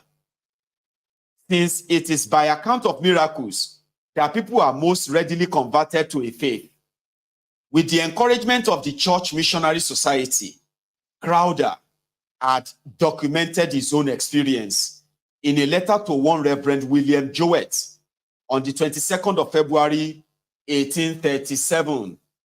According to them, Samuel Ajayi Crowder, a freed slave, or a rescued slave who experienced miracle, wrote this to a Reverend Father Jowett. The Reverend and dear sir, as I think it will be interesting to you to know something of the conduct of Providence in my being brought to this colony, where I have the happiness to enjoy the privilege of the gospel. I give you a short account of it, hoping I may be excused if I should prove rather tedious in some particulars. I suppose sometimes about the commencement of the year 1821, I was in my native country, enjoying the comfort of father and mother and the affectionate love of brothers and sisters. From this period, I must date the unhappy, for which I am now taught, in other respects, to call blessed day, which I shall never forget in my life. I call it unhappy day because it was the day in which I was violently turned out of my father's house and separated from relations, and in which I was made to experience what is called to be in slavery, with regard to its being called blessed. It being the day which Providence had marked out for me to set out on my journey from the land of heathenism, superstition, and vice to a place where his gospel is preached. For some years, war had been carried on in my Oyo country, which was always attended with much devastation and bloodshed. The women, such men as had surrendered or were caught, with the children, were taken captives. The enemies who carried on these wars were particularly the Oyo Mohammedans, with whom my country abounds, with the Fulas, the Fube, and such foreign slaves as had escaped from their owners, joined together, making a formidable force of about 20,000 who annoyed the whole country.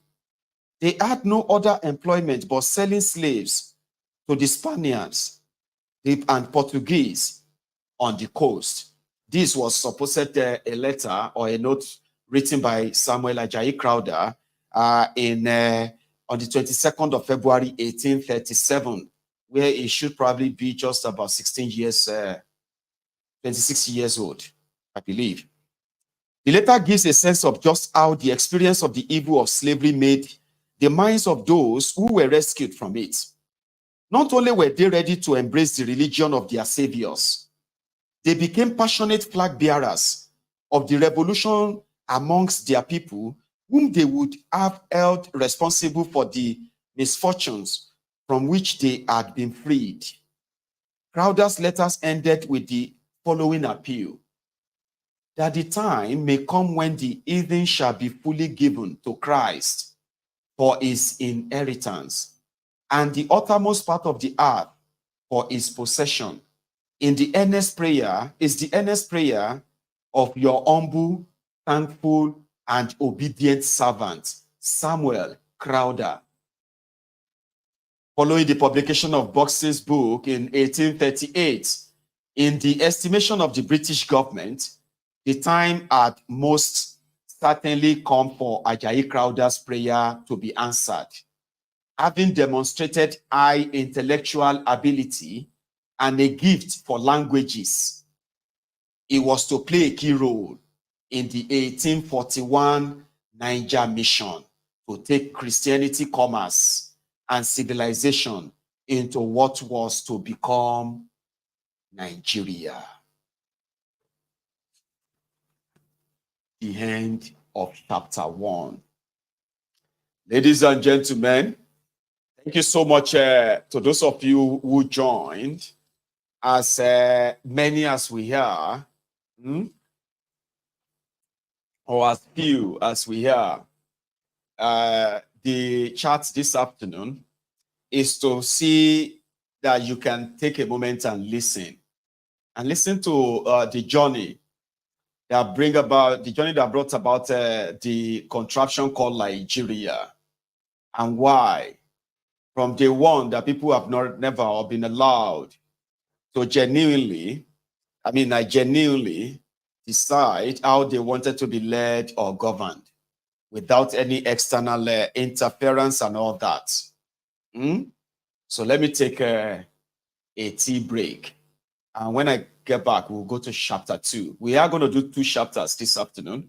And then if the time permits, I will take 1 or 2 calls, then we'll call it a day. Do it again next time, okay? Or if you are still here, remember, share the broadcast. I will be back in a minute or 2. Don't go anywhere.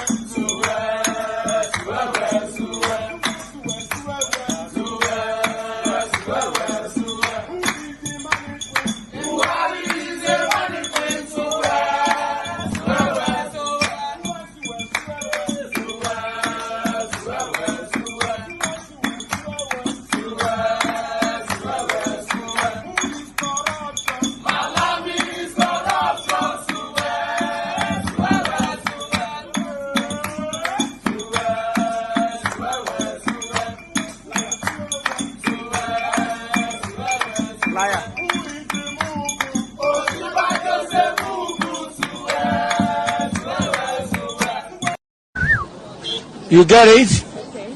If you don't get it, forget about it. Thank you very much, brethren. Thank you so much. If you are just waking up and you stumble on this and be like, oh, Maiyegun is live, what is that? Well, we are reading The Fatherless People, the secret story of how Nigerians missed the road to the promised land. We were not really promised anything per se, because that's why no road was actually paved. But thank you so much for this piece of work, historical work. Sir Dele Ogun. Chapter 2, A Fatherless People.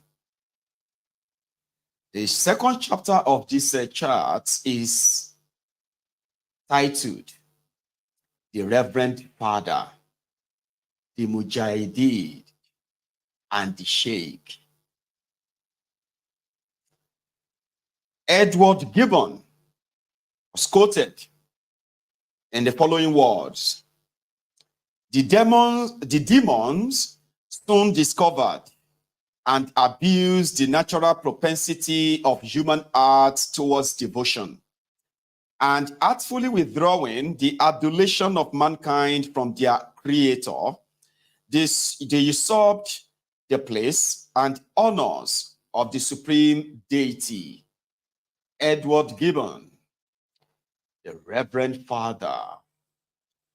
The Society for the Extinction of the African Slave Trade and the Civilization of Africa was founded by Buxton in June 1839 to give practical expression to the remedy he had prescribed in his book. His ownership of the project was made clear by the statements in his foundational document. Quote, Sir Powell Buxton emphatically declares that next to Christianity, the great and only effectual cure, the deliverance of Africa is to be sought in calling out our own resources. One of the stated main objects of the association was to cooperate by every means in its power with the government expedition to Niger. The 1841 Niger mission, which was officially known as the African Colonization Expedition, was planned to shock and awe Some insight into the scale of the expedition emerges from the following accounts. The immediate plan was to send a massive expedition up the Niger at a cost of 100 pounds sterling, now worth more than 10 million pounds sterling. The expedition was not only to make a survey for the introduction of Christianity, commerce, and civilization, but also to impress Africans with the knowledge and power of British Industrial Revolution. On the 3 steamers, there were about 150 Europeans and slightly more African auxiliaries, interpreters, stokers, and other laborers. Even today, a trade delegation of that size will be deemed impressive. Among the Europeans, there were the naval officers and sailors, and 4 government commissioners with authority to make treaties of friendship and commitment to abolition, acquire land at the confluence for a model farm, and explore the visibility of stationing a consul on the Niger. There were scientists equipped with the latest instrument to make observations about the climate, the plants, animals, soils, weather, mineral resources, and the people themselves, and their social and political institutions. There were commercial agents to report about the trade, the currency, the traffic on the river. There were agriculturists to set up the model farm and settle 24 Sierra Leonean farmers there under a superintendent and a chaplain. Besides the official chaplain who was in the chaplain's ship, the CMS nominated J.F. Crowder, who had been studying Hausa with him, to act as a chaplain in each of the other 2 ships. They were to carry out a feasibility study for the introduction of Christianity. The expedition was eventually grounded due to the high death toll among the white participants as a result of attacks from mosquitoes.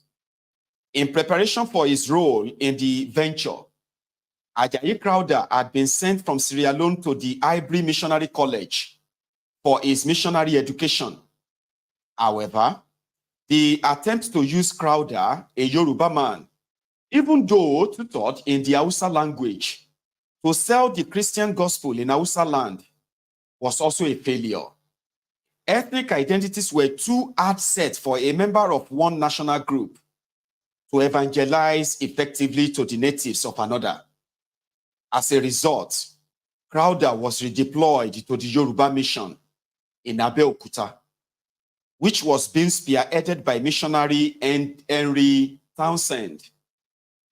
To prepare him for his new role, Crowder was sent back to Ellington for further studies in the Yoruba language, towards the mastery of which significant resources had been committed.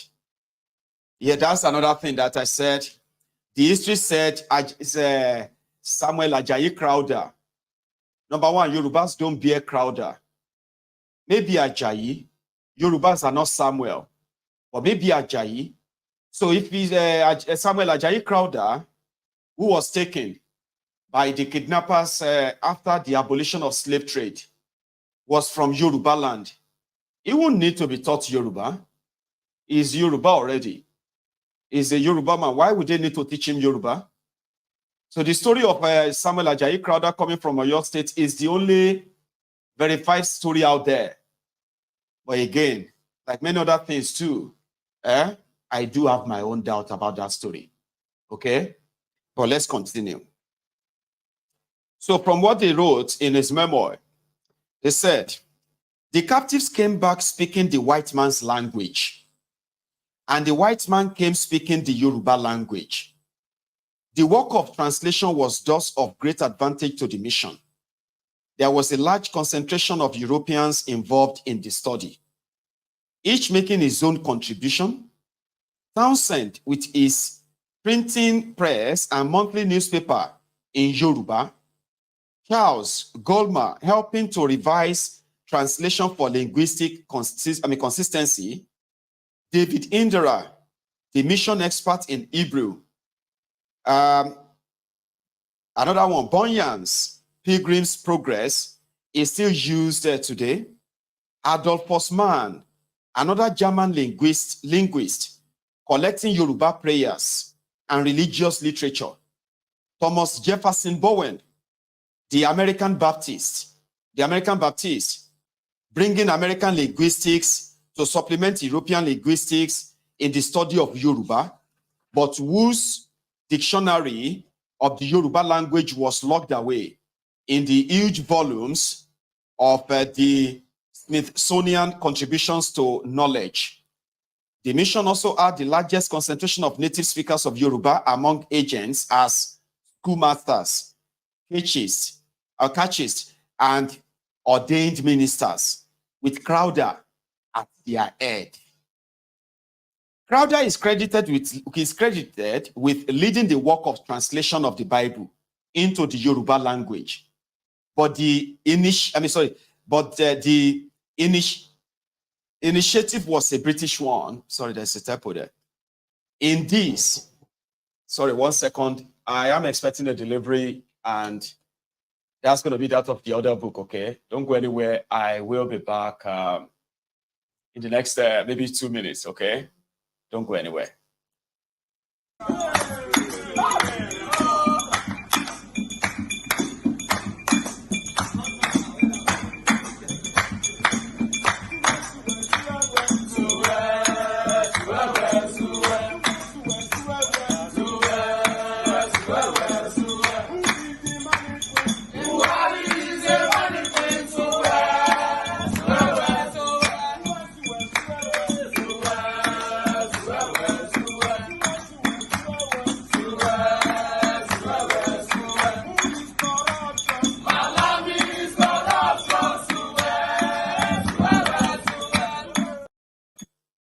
So I am back, okay?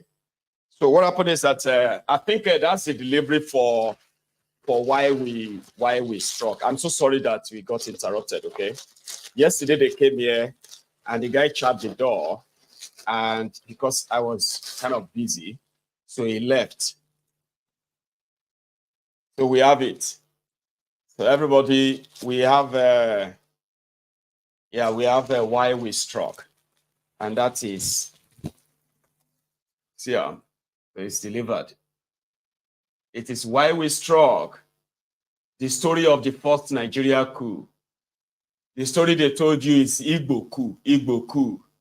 This is the book that tells the story. There are many books, but this is one of the most acclaimed, credible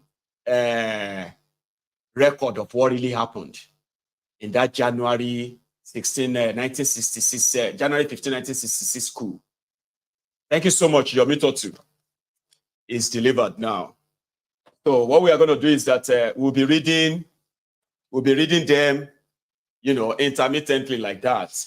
So for example, when we read 2 chapters from A Fatherless People this afternoon, tomorrow we'll read a chapter or 2 chapters in Why We Struck, and we'll mix them like that so that it won't be like, we kind of blend together at the same time.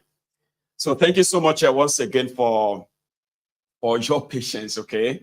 So let's continue, please. Like I said, Ajayi Crowther was their head when they were making all those recruitments. Sorry, 1 sec. Got something I needed to put up there. And that's that. Anyway, so Crowther is credited with leading the work of translation of the Bible into Yoruba language. But the initiative was a British one. In this, they were drawing upon their own experiences from the first translation of the Bible into the English language in 1611 at the instigation of King James I. The impact of the arrival of the alien faith on the established social order is perhaps best captured by Chinua Achebe in his masterpiece, Things Fall Apart. To his tragic hero, Okonkwo's question, does the white man understand our custom about land? And the response is, how can he when he does not even speak our tongue? But he says that our customs are bad, and our brothers who have taken up his religion also say that our customs are bad. How do you think we can fight when even our own brothers have turned against us? The white man is very clever. He came quietly and peaceably with his religion. We were amused at his foolishness and allowed him to stay. Now he has won our brothers, and our clan can no longer act like one. He has put a knife on the things that held us together, and we are falling apart. The Mujahid. In today's Nigeria, owing to the work of the missionaries and early British imperial policy, the people of the South can lay fair claim to being generally more educated than the people of the North. But it was not always so. In the days before modern transportation and communication, it was the itinerant communities rather than the settled who were likely to be the best informed and most learned, and the Fulani people could count themselves among them. For this reason, they were the principal agents for the spread of Islam in northeast Nigeria. Sheikh Uthman Danfodio, the Mujahid, was a Fulani born in 1754 in what was then Hausa land. In the competition for new followers between Islam and Christianity, the two faiths borrowed much from one another, just as the community of Christians had grown quietly and peacefully within the belly of Rome until the movement was strong enough to withstand efforts of the established order to expel them. So too, the Mujahid had nurtured the growth of the community of the faithful through his daily work as a religious teacher until on the 29th of May, 1804, he felt confident to declare a jihad against his Hausa hosts. The declared purpose of the jihad was to establish true Islam in Hausa land. By the time the Saki of Gobir, the then dominant kingdom in Hausa land, decided to take action, the established order had been overwhelmed by the Fulani warriors of faith. The fall of Gobir, now renamed Sokoto, marked the beginning of the end of the Hausa nation. The Mujahid now had no shortage of volunteers to take up the green flag of Jihad for the conquest of other Hausa states like Katsina and Kano. By 1807, Danfodio had succeeded in establishing a new Islamic state over the whole of Hausa land, with its capital in Sokoto. He died in 1817, but the work of expanding his Islamic domain through holy war continued. 4 years before his death, the Sheikh had delegated great authority to his brother, Abdullahi, and his son, Muhammad Bello. The former had responsibility for the land to the west and south, the latter to the north and east, while Bello pushed the empire eastwards to the borders of already Islamized state of Borno and down to Bauchi and Adamawa, and then through to Yola on the south side of the River Benue. Abdullahi pushed in a southwesterly direction into Nupe and south of the River Niger into Ilorin. At every stage of the advance, the trusted formula was reused. Instructors in the Quran built up the community of faithful within the host community, whilst waiting for the moment when the community could be turned into an army of conquerors. In some instances, the forward march of the empire was assisted by the miscalculation of their hosts.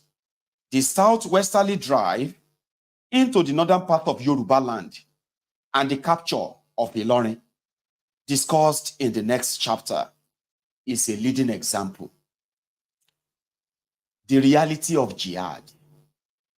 Islam had originated as a faith for the Arab people to rival Christianity in much the same way as the Christianity had taken hold amongst the people of Europe as a counter to Judaism.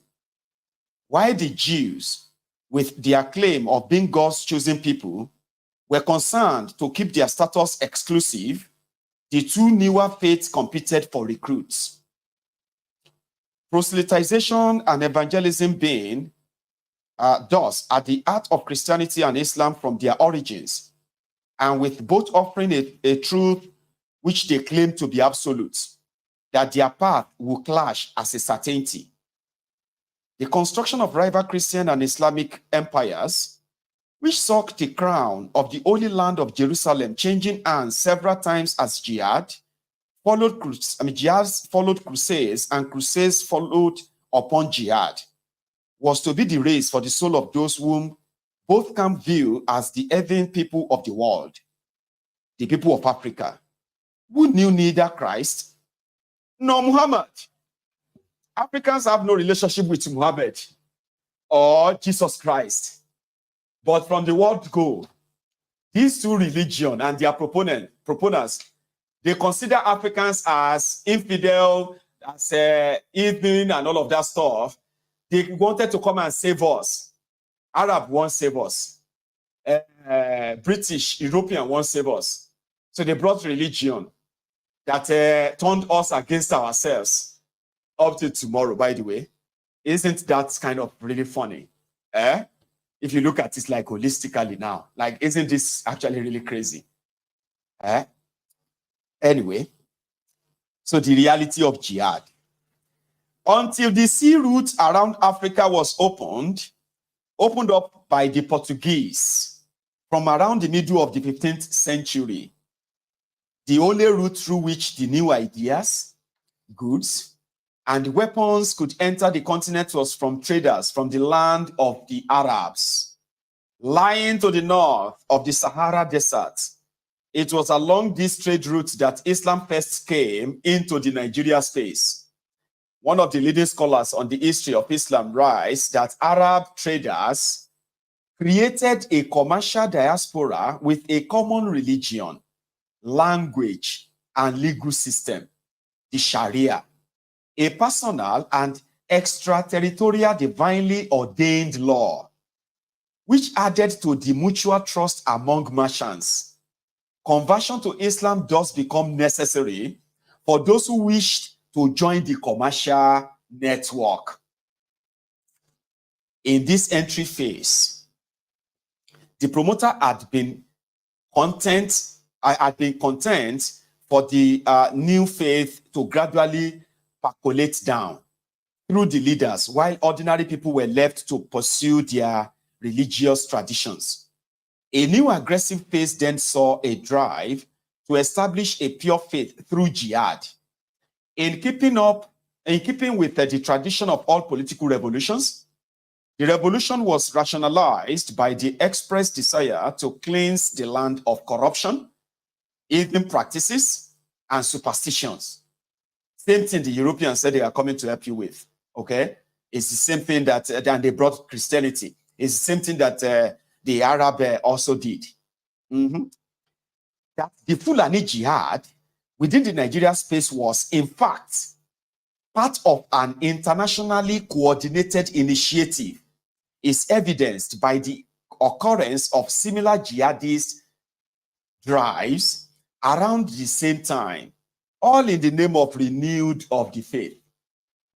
These jihadists were, in reality, the Islamic world's response to the aggressive forward march of the European Christian empires.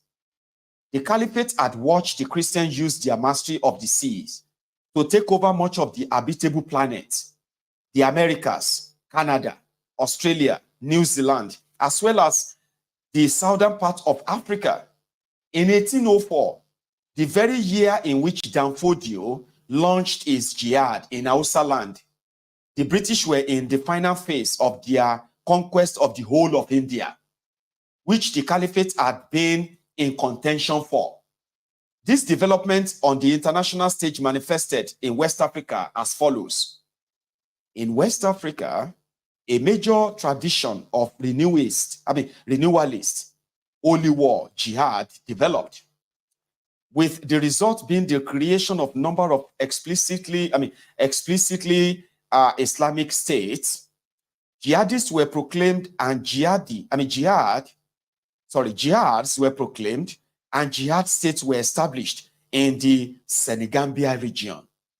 During the 18th century, in the Futa Jalon region, a teacher known as Karamoko Alpha, 1751, declared a jihad in 1726 against non-Muslim elites and established a state ruled by a combination of warriors and scholars, which lasted until the French conquest of the region in the late 19th century. A similar jihad state was established in the Futa Toro region under the leadership of Suleiman Baal, 1776. Muslim teachers who were part of the broader network of scholarship played an important role in the development of the ideology and the subsequent state structures. The tradition of militant reformism reached a climax with the jihad of the scholar and reformist Uthman Danfodio of 1755 to 1817. In the area of modern Nigeria and beyond at the end of the 18th century. So by the time the British explorer Hugh Clapperton visited Sokoto in 1824, Caliph Bello, the son of the Mujahid, had become the undisputed head of the new Fulani Empire within the Nigeria space. Clapperton's visit was part of the reconnaissance for the start of the British push into the hinterland, which put the British and the Fulani on the pathway to eventual conflict. Both were alien powers who were making their formal entry into Nigeria space around about the same time. At the beginning of the 19th century, both were using the cloak of religion as the cover for imperial expansion. In each case, they would first identify and target the local ruler or king to demonstrate the power of their prayers and medicines in competition with the traditional priests and healers. Once the ruler had been converted, the work would begin to push the new faith down to the lower tiers within the society. The Sheikh, that's where the Sheikh comes in now. The attempt by the Fulani to push eastwards into the Islamic kingdom of Borno in the area of northeast Nigeria failed. However, they were defeated when the Borno ruling class, the Sefawas, turned to another Islamic scholar warrior, Sheikh Al-Kanemi, for help. In every detail, excepting for the fact that he was not Fulani, El-Kanemi was a character in the mode of Sheikh Uthman Danfodio. He was a Kanembu, one of the ethnic groups of the Chad Basin, who was born in Murzok. His father, Muhammad Ninka, was a scholar of wide reputation. It was his quest for knowledge that made him leave Kanem for Murzok in the central Saharan region. While with Sheikh's help, the Borno kingdom survived the Fulani assault. it did not escape the learning experience. Al-Kanem soon enough became the ruler of Borno, and in 1846, the Sheikh's own family had become the new ruling dynasty in the land.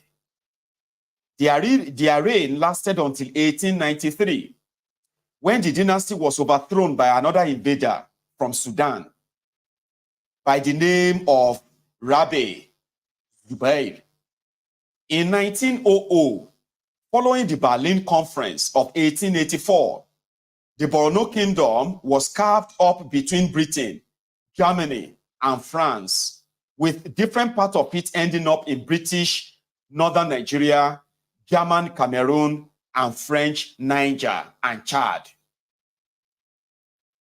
The Reverend Father, the Mujahid, and the Sheikh were not Nigerians in the strict sense of the word, because the name Nigeria did not come into use until the 1st of January, 1900, by which time they had all left the stage. Even so, these three characters from the three sides of the confluence of the River Niger and Benue were the local actors who did most to shape the country at the outset. Nigeria. We are currently on chapter 3. Do you think I should continue reading and finish chapter 3 before we take any calls, or I should just fold it now and take calls? Just one single comment. Let's check. That's us done with chapter 2 now. So that's not bad, right? It's not bad, is it? Thank you. So I should continue then, right? Then Banjo has answered us. He said I should continue. Well, another person is coming to say, Chimsy said, hold it there. Which one? I said it. I said only one comment. And that first comment that came said we should continue. I hope I'm not reading too fast. Pardon my voice, okay? My voice may not be that of the kind of voice of a reader. I'm enjoying reading it. I am. And I hope you are enjoying listening in as well. Continue. So I've got more continue now. Innocent to be Dreshon. Oh, my dear party is here. Dreshon, you are awake. Bless you, Baba. Now let's continue, okay? Chapter 3. Chapter 3. And that is Nigeria now. This is when they now talk, they will begin to put Nigeria in the picture now, okay? But to those of you who have listened in the last 2 hours, you know where it all started, Abby? The slave trade, this and all of that, So, I know a lot of people would probably want to, one or two people might want to call in, okay? But let me continue, okay? So what we'll do is that once we get to the end of this hour, I will put a hold on it, okay? And then we'll take calls. Yeah, I still have like 1-2 hours to go. I told you it's a long read. It is a long read. Like you can listen to this, you can be watching, you can be doing something else, and you could be listening to this on the side. You don't really have to sit down there and watch. Just the voice. Hang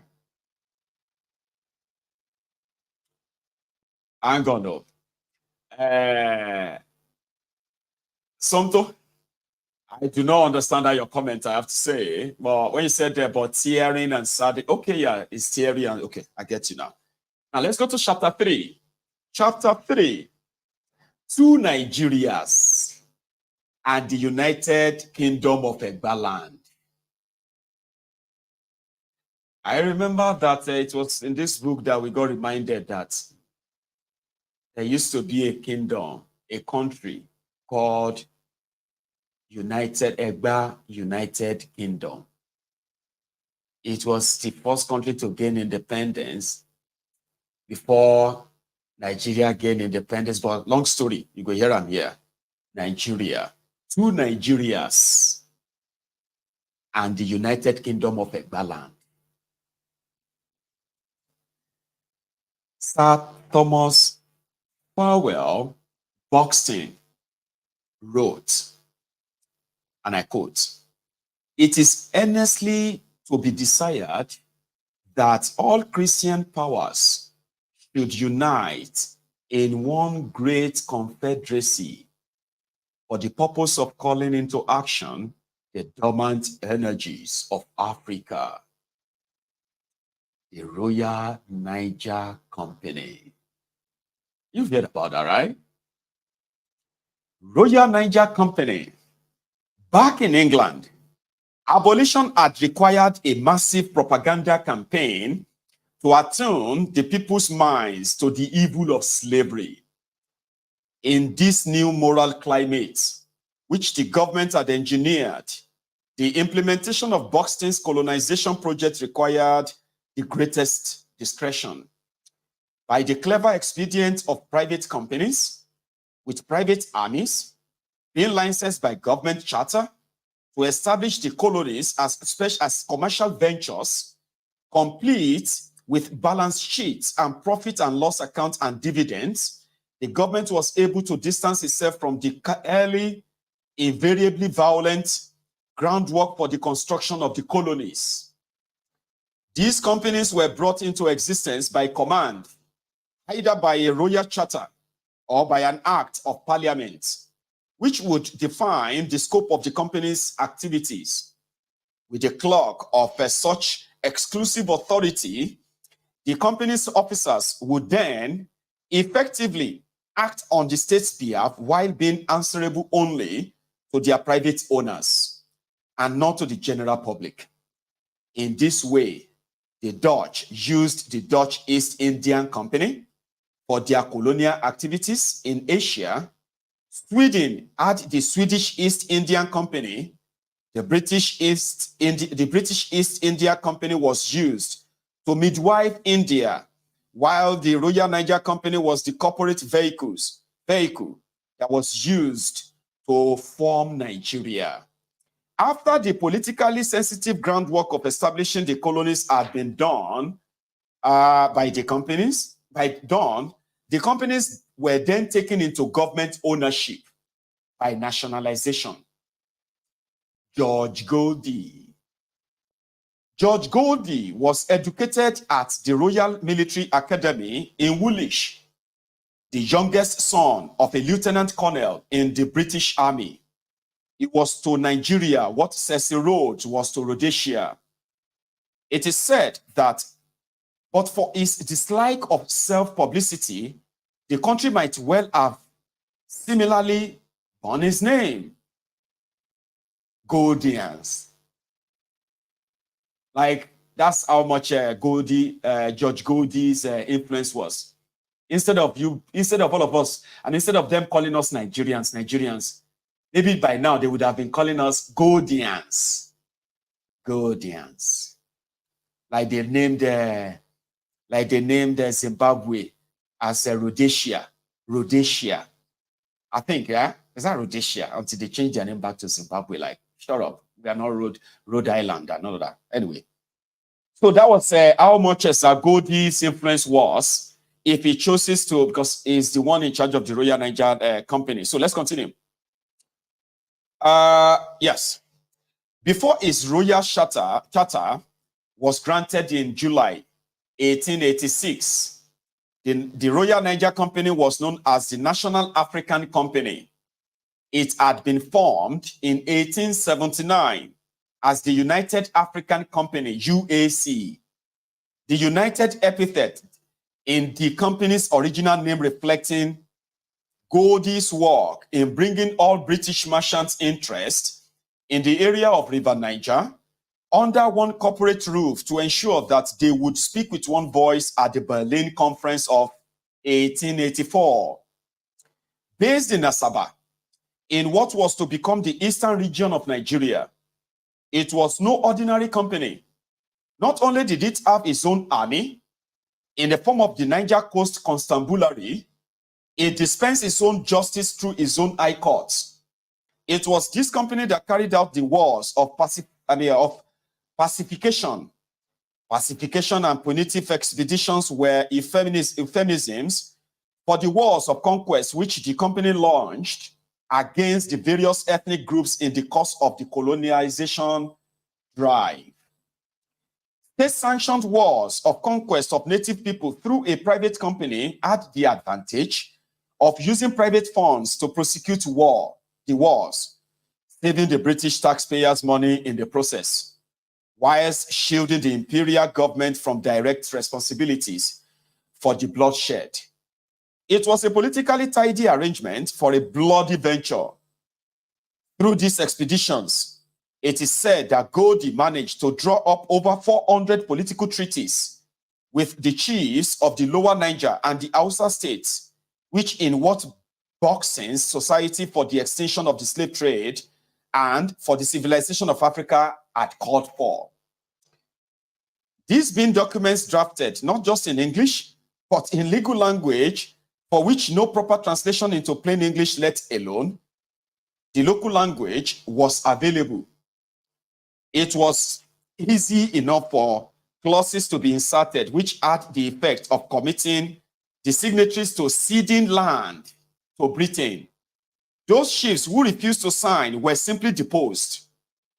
Frederick Lugard will later admit to the naked deception of treaties, which were either not understood or which the ruler had no power to make. The conquest of Yoruba land.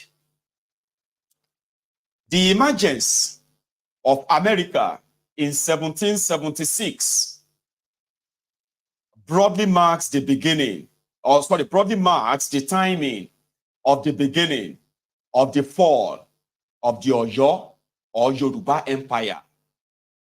At its height, it covered most of the Nigeria space to the south and west of the confluence of the River Niger and Benue, and extended further west through much of the present-day republics of Benin and Togo, up to the lands of Ga people in Ghana. Slave raids and slave wars over the hundreds of years of the trade had eaten into its bones, but abolition of the trade in 1807 brought no respite. The conflicts, in fact, intensified as the embargo on the sale of firearms to the natives, which had sustained the slave trade, now gave way to the policy of supplying arms to the favored tribes in proxy wars to break up the empire ahead of colonization. One by one, the tribes of Yoruba nation, which had historically recognized the sovereignty of the Alaafin of Oyo, were encouraged. The British agents to assert their independence. The end result was a series of revolutionary wars over a period of close to 100 years amongst the major tribes, the Oyos, the Ilorins, the Ibadans, the Ifes, Ekitis, Ijeshas, Ijebus, and Egbas. It was the same strategy as had been used in the breakup of the destruction of the great Native American Indian civilizations, when the Indian tribes had been set against one another in destructive civil wars. The rise and fall of any particular tribe depending upon their willingness to work with the foreign power, since alliance meant protection and access to the best weapons. The mission to Abeokuta and Egbas.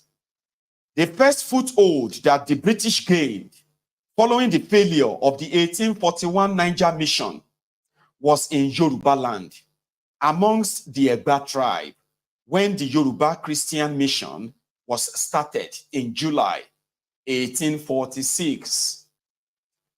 As London and southeast of England had been for the Romans coming in with their new religion of Christianity, Egba land, with its newly established capital, Abeokuta, served as the gateway for British missionaries, traders, and soldiers alike into the rest of Yoruba country. Being a people with fresh grievance, having been driven from their traditional homeland in what is now Ibadan by the then more powerful Oyo tribes, the Egba were ideal candidates for the role of the first partners in the imperial project. Christianity, with its message of hope and a new life for the oppressed and the dispossessed, found enthusiastic welcome amongst them, leading the missionary Henry Townsend to report to his CMS principals in England. So, and Henry Townsend sent this to his own principals in England, by the way. Listen up. He wrote, "It is a great and merciful providence that while the door of access to the interior through the river, through the Niger, is closed against us, that God should give us favor in the sight of the Akus, the Ake." Okay, so they call them the Ake, people in Ake. So, but Townsend referred to them as the Akus, by which we might reasonably hope to be as useful to the African race and eventually to penetrate to its remotest nation. I earnestly hope that as Providence has opened a large field of usefulness, that in like manner, it will provide the means and suitable agents to enter into the work he has prepared. While Crowder had been sent from Sierra Leone to the Ivory Missionary College, the Englishman Townsend had been admitted to the Ivory Missionary College in 1836 before being sent out to Sierra Leone in that same year to begin his missionary work. As Crowder was tutored in the English language, Townsend, while in Sierra Leone, took to learning the Yoruba language. The two of them, together with one Charles Gulmer, all of them ordained priests, were then assigned to begin the Yoruba mission in Abeokuta in January 1845, only for the death of Egba chief Shodeke, who had given the missionaries a warm welcome on their early exploratory visit, to cause them to delay in Badagry until July 1846. So, because of the death of Shodeke, first access to the colonizing power guaranteed a status of primus inter pares for Abeokuta and the Egbas. Thus, the first church, St. Peter's Church, was founded in Abeokuta in 1843. By the time Lagos became a colony in 1861, missionary work in that territory was still in its infancy, with the first permanent mission being established by CMS in Abeokuta. In 1846 came the first schools. Because of their conviction that education was necessary for the Christian belief, the missionary built schools for the Egba. It is impossible to estimate the number of Western educated Africans resident at Abeokuta at this time. Adding the number of returnees from Sierra Leone to the young converts made in the period after 1850, there must have been a considerable number who could read and write. These educated natives who had become exposed to Western education and ways quickly put in place effective governance arrangements on Western lines. George William Johnson, a recaptive who had relocated to Abeokuta from Sierra Leone, was a key figure here. By 1865, George William Johnson and his supporters had convinced Bashorun Shomoye and the other major chiefs to participate in an experimental form of central government. The name given to this new central system was the Egba United Board of Management. Johnson's idea was to provide a more efficient bureaucratic mechanism which would be controlled by the Western educated Egba.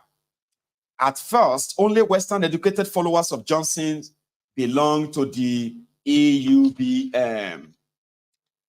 The composition of the board is not completely known, but Bashorun Shomoye was the head of the board with the title of President General. Other members of the board, called directors, were selected from the educated classes, and after 1868, included some of the most important Ogboni chiefs. So Townsend was from a family of printers. His talent and training in the written word, coupled with the competence he had acquired in the spoken Yoruba language, made him a valuable aid for the Egba leaders in their communications with the British Crown and vice versa. The relationship spawned benefit for both sides. Through the relationship, the Egba were transformed from a recently vanquished tribe who had been driven from their homeland by the Oyo people into the most powerful of the 22 tribes of the Yoruba nation. Abeokuta, their new capital, was twice saved from attempted invasions by the Daomeans. At the Abeokuta economic level, Abeokuta became, at the socio-economic level, Abeokuta became the first seat of Western education through the work of the missionaries. Its competitive edge had been further boosted by the influx of educated former slaves from Sierra Leone and Brazil. At the socio-political level, the Egba developed a level of unity that was unrivaled, since it served British interest to have one paramount Egba chief to deal with rather than several Townsend arranging, several. So Townsend had taken steps to strengthen the governance in the land following Shodeke's death by arranging for his successor, Sagbua, to be conferred with the title of before all the other Egba chiefs.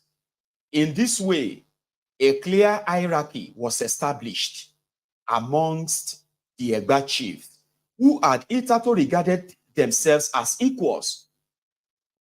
The main benefit for the British is the relationship was that in the Egba, they had a willing partner on the Yoruba mainland, from whose territory and with whose assistance they were better able to project their power and influence into the rest of Yoruba land. Right, so with their head starts in education. And with the infusion of passion and radicalism from the freed slaves who had found a new home in their land, it was not long before the Egbas began to assert themselves even against their British benefactors. The attempt to collect customs duty on goods passing up the Ogun River to Abeokuta from Lagos was seen as a step too far by the British authorities. When the British government, by this time in Lagos, sought to assert its authority by imposing a blockade on the Egba, Johnson and his Egba United Board of Management colleague struck back. An uprising against Europeans occurred on the weekend of 12th and 13th October 1867, known as the Ifole, which is outbreak, culminating in the expulsion of all Europeans from Egba land and the closure of all mission schools and churches. In the recorded words of one Egba chief, it was written in the Bible that Christian teachers should leave a town after 21 years, and we had been 21 years in Abeokuta, and it was time for us to go. On October 30, 1867, all three missions, Methodist and Baptist, as well as CMS, left Abeokuta under escorts. In later years, this impetuous action by the Egbas would have been answered with a punitive expedition and the deposition of the Egba chief who sanctioned it. But with the British foothold in the country not yet secure, it was an indignity they were prepared to bear for now.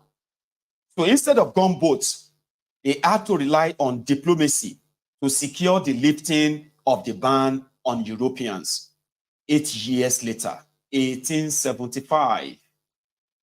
This special relationship between the Egbas and the British arising from the accident of first contact, explains the emergence of this tribe as the most powerful tribe in Yoruba land, and also their disproportionate influence within the wider Nigeria political setting. They, amongst their illustrious sons, some of the most famous Nigerians, including the only Yoruba that have attained, in one way or another, the office of president of Nigeria, namely Olusegun Obasanjo, Ernesto Shonekon, and Abiola. To this impressive list to be added, some of the most significant socio-political figures like Fela Anikulapo Kuti, whose grandfather, Reverend Ransom Kuti, had been one of the early converts to Christianity, and the Nobel laureate Wole Soyinka, to the regime change in Lagos. As the British eyes had stood as an offshore haven from the bloodletting which engulfed the European mainland during the Napoleonic Wars of the early 1800s, so too the island of Lagos, or to give its pre-Portuguese name, Eko, stood in relation to the Yoruba mainland at this time.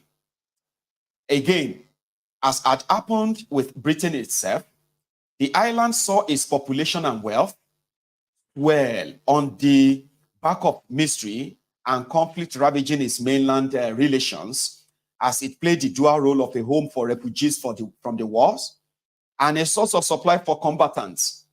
Until then, Lagos was literally the southernmost backwaters of the Oyo Empire.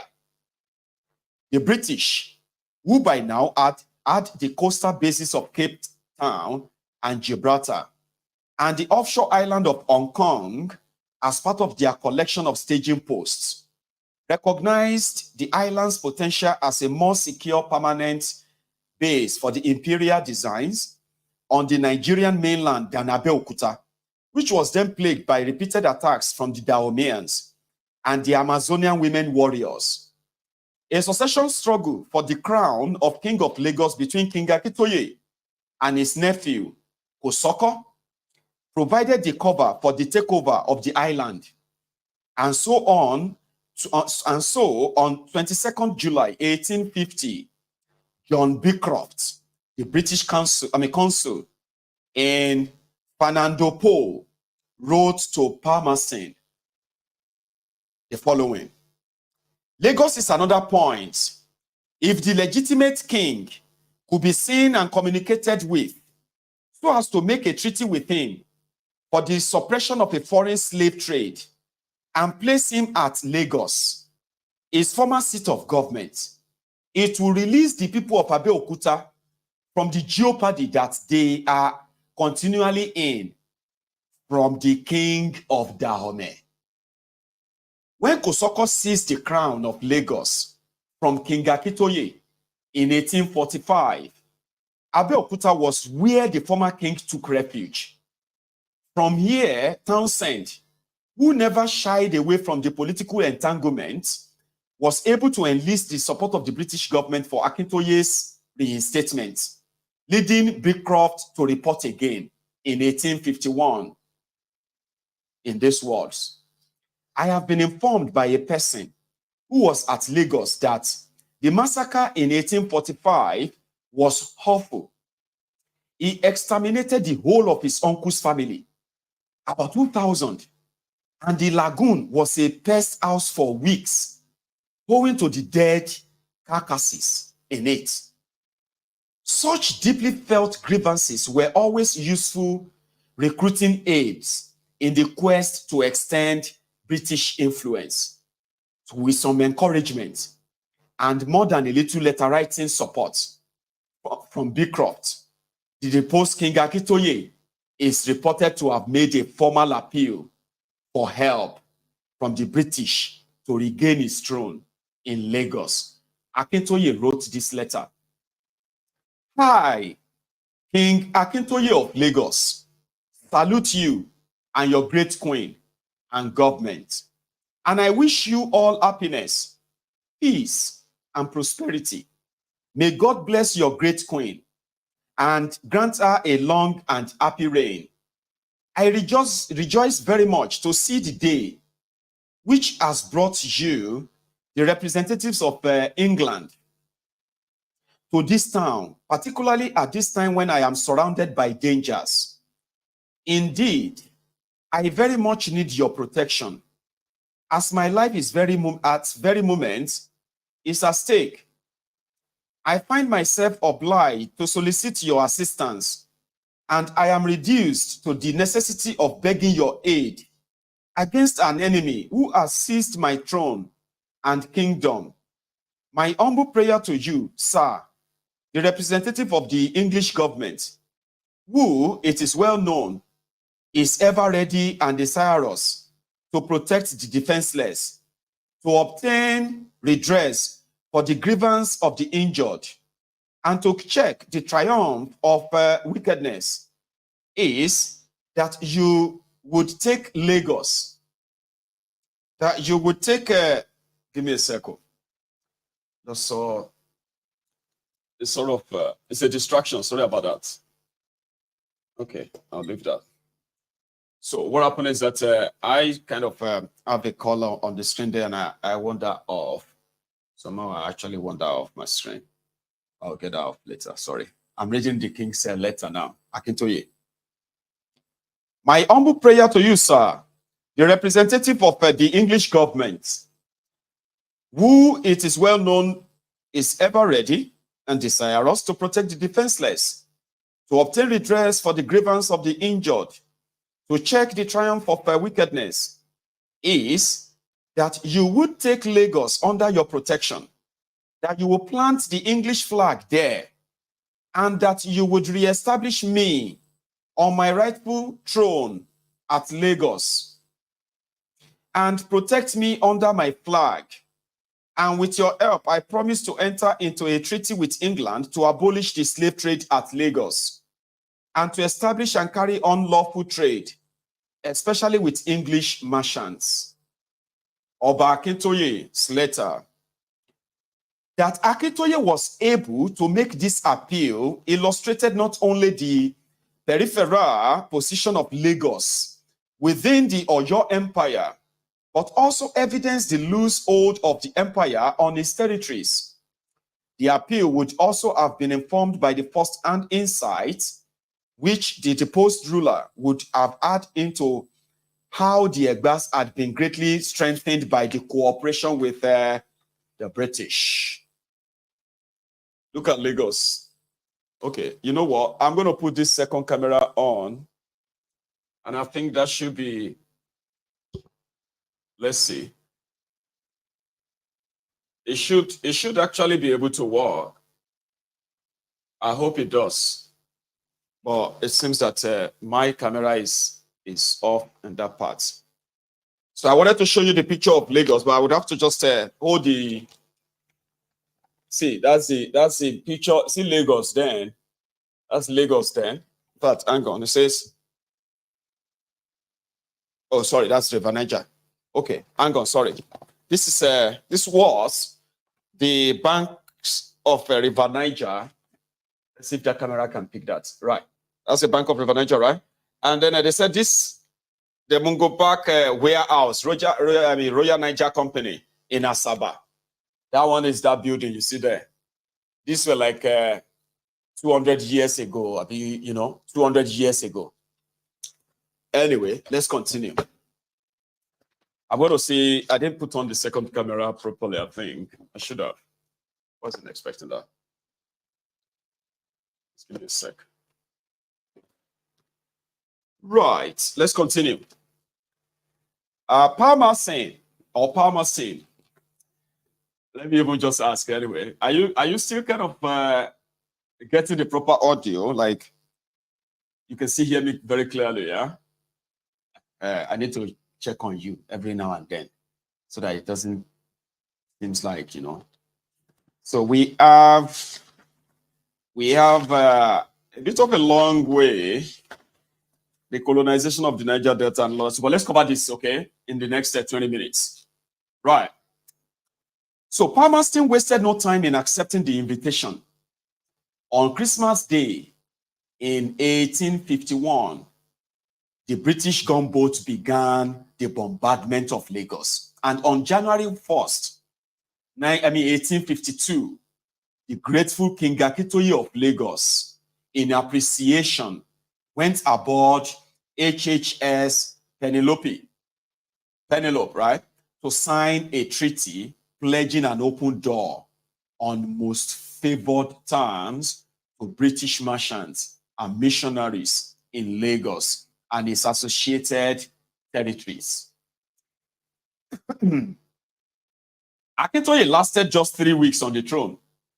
From the date of signing the treaty before his sudden death, his son, Dosunmu, who succeeded him, lasted a little longer before he was deposed by the British authorities as they moved to take more direct control of Lagos. Beecroft wrote to the Foreign Secretary on the 9th of April, 1860. He wrote, "There is a measure which, if adopted, would tend to put an end to the slave trade and increase the legal commerce and industrial prosperity of this line of coast. To an unlimited extent, the occupation of Lagos, either as a possession or by way of protectorate." On the 6th of August, 1861, King Dosunmu of Lagos duly climbed aboard HHS Prometheus and, in return for a life pension, gave back to the British what they had given to him. I, Dosunmu, do, with the consent and advice of my council, give, transfer, and by this present grants, and confirm unto the Queen of Great Britain, our heirs and successors forever, the port and the island of Lagos, with all the rights, profits, and territories, and appurtenances whatsoever thereupon belonging, and as well as the profits and revenue as the direct, full, and absolute dominion and sovereignty of the said port, island, and premises, with all the royalties thereof, freely, fully, entirely, and absolutely, Baba. He handed over the entire place to them with the promise that, okay, we won't depose you, okay, we'll give you a life pension. You and your family will enjoy the life of royalty, but you are no longer this, you are no longer in control of all these places. We own these places now. He signed it. With this, Lagos became a British colony. This was an illustration of what Lugard described as the naked deception of treaty making, in which the so-called kings gave away land to which they had no legal right on terms which they never understood. The Yoruba Wars. With the acquisition of Lagos, the British now had a very convenient offshore base from which to monitor and influence events on the Yoruba mainland, where wars were already raging, to await the moment to take over. That these wars had been instigated can be deduced from the absence of any strategic objective for the warring parties. In his epic work, The History of Yoruba, Samuel Johnson writes of Alaafin Abiodun, the ruler of the Oyo Empire, enjoying a long and peaceful reign, and how, in the wake of his death, the Oyo Empire became engulfed in these revolutionary fires as one newly empowered chief after another began to assert his independence from Oyo. Afonja the Kakanfo of Ilorin and Opele, the Baale of Bogu, were the first to proclaim their independence. Other chiefs soon followed their examples. This was the commencement of the breakup of the unity of the Yoruba kingdom and the beginning of the tribal independence. Tribute was no longer paid to the king. The king's messengers and Ilaris no longer carried that dreaded as before, nor were they allowed to oppress people or enrich themselves with their goods as before. At one stage, the Oyo Empire was simultaneously under assault on its northern borders from the Fulani jihadists from Sokoto, on its western flank from the Dahomeans, now Republic of Benin, with French support, and from the south by the Egbas and the Ijebus, with the help of guns and gunpowder acquired from their new British friends and trading partners in return for slaves. According to Johnson, he wrote, "The Owu War marked a definite period in Yoruba history. It was here, for the first time, gunpowder was used in war in this country. And it was followed by the devastation of the Egba townships and the foundation of modern Abeokuta and Ibadan. Afonja and Ilorin. A lot of you have been hearing about Afonja, Ilorin, Afonja, Ilorin, Ilorin, Afonja, Yoruba, Ilorin, Afonja. Some of you will think this is history of centuries, like 1,000 years ago. This is history that is it is less than 200 years ago. Less than 200 years ago. Okay? And this is how it went. Afonja and Ilorin. In the same way that Shodeke, the Egba war chief, had enlisted the support of Townsend and the British missionaries in Abeokuta as a measure to protect his Egba people, Afonja, the Ilorin war chief, sought the support of the Fulani Imam, Alimi, in his effort to position himself as the new center of power in Yoruba land, in rivalry to the Alaafin of Oyo. As Townsend had brought in the Yoruba returnees from Sierra Leone, who later turned into fighting force, so too Alimi brought with him followers who would before long turn into warriors of faith. It is, however, one of the history's recurring lessons that whenever a ruling class have to turn to outsiders for help to maintain their rule, if they do not lose their right to rule to their assailants, they lose it to their saviors. In 1824, while much of Yoruba land was preoccupied with Owu War, Alimi proclaimed a jihad in Ilorin, just as Afonja was preparing to expel him and his followers. By its end, Afonja was killed, and Yoruba Ilorin had joined Hausa Gobir to become an emirate of the Fulani people.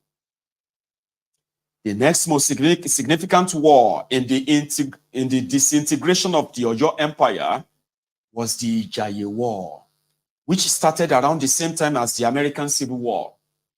By this time, missionaries and mercenaries were very much present in the land, triggered by a succession crisis following the death in 1858 of the ruling Alaafin.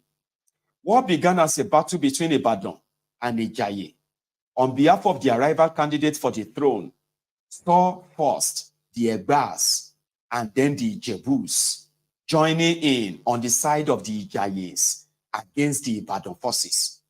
Other influences were to make their presence felt in this new conflagration as the Egbas gained access to new breech-loading rifles against the old Danish-made long-barrel muskets. More significant was the direct involvement of foreigners in this domestic conflict. This emerges from Johnson's narrative about the ransom negotiation between Reverend D. Hindra of Ibadan and Ogunmola, the commander of the Ibadan army, over one Mr. Edward Roper, a British missionary who had been taken captive by the Ibadan forces on the conquest of Ijaye. We have learned that white men live on eggs and milk, and I will fill this one with parched corn. We know that this is not the actual white man of Ijaye, whom we often saw on the battlefield. This one only entered the town a few days ago. Hence, you have such easy terms. Otherwise, we should have killed him right out, for he fought us, and we had our eyes on him. This was from Basharun Ogumola. Johnson, in the same narrative, spoke of two Afro-American sharpshooters who harassed the Ibadans. A go deal with their rifles. These were likely to have been recaptives who had been trained in the use of modern firearms. The international dimension to the wars on the mainland was highlighted by the sudden death on 28th of February 1867 of Ogumola, the commander of the Ibadan army, from smallpox, contracted from a cloth he had been given in enemy's territory. Blankets infected with the lethal smallpox virus had been the principal instrument of death used to decimate the Native American Indians. Ogumola's mysterious death was compounded by the equally sudden death within 2 months of both his immediate subordinates in the line of command in the army. The clearest evidence of the active participation of Abeokuta missionaries in this conflict comes from complaints made by Reverend David Indra, the then head of CMS mission in Ibadan. According to Indra, he said, "These latter troubles we might have been spared had the missionaries in Abeokuta treated us in a Christian spirit. But all we informed them of and advised concerning Mr. Man was either treated with contempt or made mischief of by some party or other. Altogether, the party they acted during the Ijaye War, and now it seems also is, in this Jebu War. Whatever their outward profession may be, is a disgrace to the name of a missionary and must prove a cause to the mission." The defense to the accusation put forward by Townsend, the head of Abeokuta mission, is equally revealing. Townsend responded or replied, "We don't think we have any right to interfere in their Egba converts, going as they owe a duty to the law of their country as we do to ours. We have done the same, that is, remained passive. In every war undertaken by the government, and when our converts go, we exhort them to act as Christians in it. We have not thought it right to command them not to go." So the event which finally ended Yoruba independent military capacity was the Great Yoruba Civil War, the Kiriji War, which lasted 16 years until an armistice was brokered on the 23rd September 1886. The Jebus, Ekitis, Efons, and other tribes hitherto subjected to the Ibadans formed an alliance which they termed Ekiti Parapo, the Ekiti Confederation. They raised a formidable army and were determined not only to liberate themselves, but to overturn the Oyo tribes right onto the Ibadan farms at the River Oba. The Confederate army were soon enough joined by Ibadan's old foes, the Egbas, the Jebus, and the Ilorins. Added to this was the introduction of new weapons precision in the Snyder Enfield rifles acquired from new weapon precision in the Snyder Enfield rifles acquired from Lagos that could fire 10 rounds a minute. By October 15, 1881, the Alaafin of Oyo, now a king without a kingdom, was reduced to making this appeal to the British governor of Lagos. Alaafin of Oyo then had to appeal to the king of, the British in Lagos to come and save him from the confederation of the Jebus, the Egbas, the Ilorins, who were coming for the Oyos then, the Civil War, Kiriki War. So the Alaafin wrote, the Alaafin wrote this: with all possible speed, I beg that the imperial government, for which I have always a great respect, to come to my help. I crave your assistance, both to come to settle this unfortunate war between the belligerent powers, and to stop the Daomeans who have made inroads into my kingdom. Timing being critical in the power game, Downing Street was in no hurry to act. It was only after repeated entreaties from the Alaafin's messengers that on 14th April 1882, the governor of Lagos responded. I appreciate the action of the King of Oyo in sending to the governor of Lagos to ask him to send an officer to make peace between the Ibadans and the Ijeshas. I thank the King of Oyo for the compliment he has paid to the English government in doing this, showing that he believes in the honor of the English government and that he feels confident that an officer from the English government will deal justly in this matter. The great Queen whom I serve, Our Most Gracious Majesty, the Queen of England and Empress of India, has no other wishes than good wishes towards the entire African people.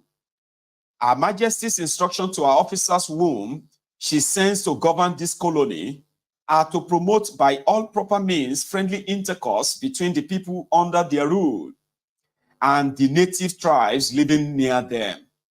In doing this, from time to time, Her Majesty has approved the visit of her officers to many of the tribes neighboring Lagos. But Her Majesty has no desire to bring the inland tribes neighboring Lagos under British rule. And though wicked people have said that if the white man comes into the interior, he will take the country, I tell you publicly that my queen has no wish to take your country. That was what the person in Lagos wrote back, the Governor General in Lagos. It was another case of British doublespeak, as by August of that same year, Reverend J.B. Wood, using the immunity accorded to missionaries, was sent in on a fact-finding tour to assess the potential for resistance among the warring chiefs to the planned imperial takeover. In further preparation for the new order, at the end of January 1886, Lagos was separated from the Gold Coast colony and, along with Yoruba mainland, declared a colony in its own right, with Captain A.C. Moloney as its first governor. Royal Niger Company was granted its royal charter. With this, it now had the seal and the authority of the imperial government for its actions to end the war and to secure new treaties. On the 23rd of September 1886, with both sides having fought themselves to a standstill, after 16 years of civil war, the command came from Goldi's forces for both sides to lay down their arms. This is the point at which the British rule in Yoruba land officially began. The only challenge which remained was from the French, at least so it appeared. The Berlin Conference and the Maxim gun. Berlin Conference and the Maxim gun.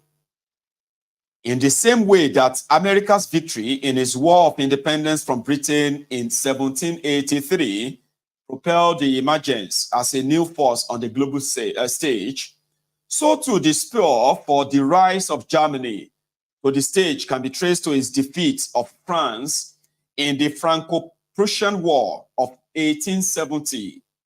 It had arrived too late to participate in the slave trade and in the colonization of India and the Americas. But the colonization of Africa was still a work in progress at this time. So the new power in the club was determined not to be left out.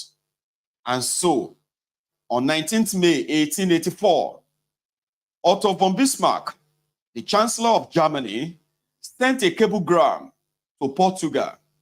The recipient was Dr. Gustav Nachtigal, the first inkling the British had of the new development, was from the events that unfolded before their eyes on the coast of Cameroon in the summer of 1884. On the 15th of July, Hewitt was still engaged in palaver with the chiefs of Benin when a British naval officer brought him alarming news of a foreign gunboat in Cameroon. There was a report that those on board were negotiating a treaty with King Aqua and King Bell. However, the kings had agreed to give Hewitt a week to make a counter offer. Hewitt dropped everything. On the afternoon of 19th of July, HHS Fleet steamed into the harbor at Belltown. Hewitt peered through the heat haze and then rubbed his eyes. 3 foreign flags were flying from flagstaffs among the mangrove swamps. But they were not the red, white, and blue of the tricolor. They carried the black cross of Kaisers, Germany. 5 days earlier, the famous German explorer, Dr. Gustav Nachtigal, now Imperial Consul General for the West Coast of Africa, had been rowed ashore from the gunboat Mo, by a party of German blue jackets. He informed the astounded British traders that he was taking possession of Cameroon in the name of the German emperor. Bismarck had stolen a march on everyone. Nothing could now stop that unseemly and dangerous race. The most feverish phase of the scramble had begun. The British the British plan had been for Nigeria, right? So the British plan had for Nigeria to include the whole of the territory that became German Cameroon. It was a plan that had now been disrupted by Bismarck's move. Lugard explained the development as follows. Germany, on the other hand, found herself with a great and increasing industrial population, in urgent need of raw materials and additional food supplies.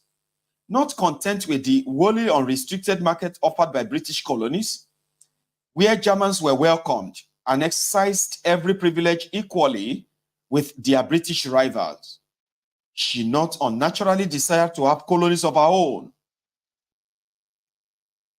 Bismarck had along disclaimed any interest in taking colonies in Africa to keep the European rivals off the scent.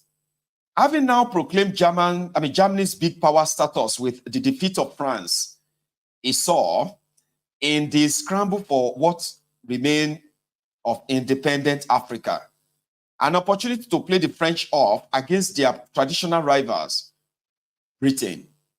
It was no accident that it was Bismarck himself who hosted the Berlin Conference, which began in 15th November 1884. Popular commentary on the Berlin Conference of 1884 gives the impression that it was at the conference that the African continent was carved up and the boundaries of the African states were drawn. The conference was more concerned with agreeing the rules by which the game was to be played. The Berlin Act 1885, which codified the results of the deliberation, faithfully recorded the interest parties as follows.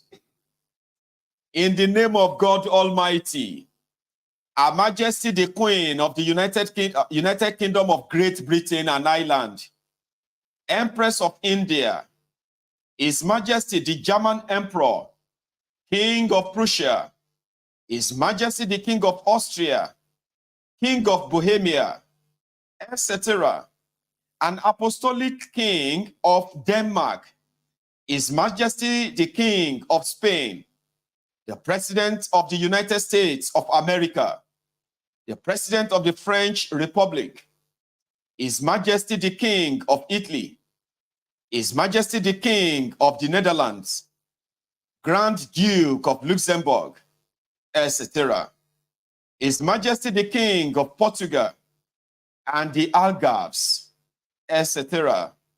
His Majesty the Emperor of all the Russias, His Majesty the King of Sweden and Norway, etc. And His Majesty the Emperor of Ottomans. So, the Act of Navigation for the River Niger, which came out of the conference deliberations, spoke primarily to the two main contestants, Britain and France, having first laid down the overarching principle of toll-free navigation for chiefs of all nations. It went on to appoint these two powers as custodians of the river. And the act then went on, for the sake of good order, to set out how the interested parties were to announce their claims to each new territory, to each other. According to them, this was how. Any power which henceforth takes possession of a tract of land on the coast of the African continent outside its present possessions, or which, being hitherto without such possessions, shall acquire them, as well as the power which assumes a protectorate there, shall accompany the respective act with a notification thereof, addressed to the other signatory powers of the present act, in order to enable them, if need be, to make good any claims of their own. Although the business of the Berlin Conference was conducted with the utmost civility between the delegates, the act recognized that military force will be the ultimate determinant of any claim of ownership. The signatory powers of the present act recognize that obligation to ensure the establishment of authority in the regions occupied by them on the coast of the African continent, sufficient to protect existing rights, and as the case may be, freedom of trade and transit upon the conditions agreed. This meant that any power making a claim to a territory was obliged to show that it was in actuality, the occupying power of the land.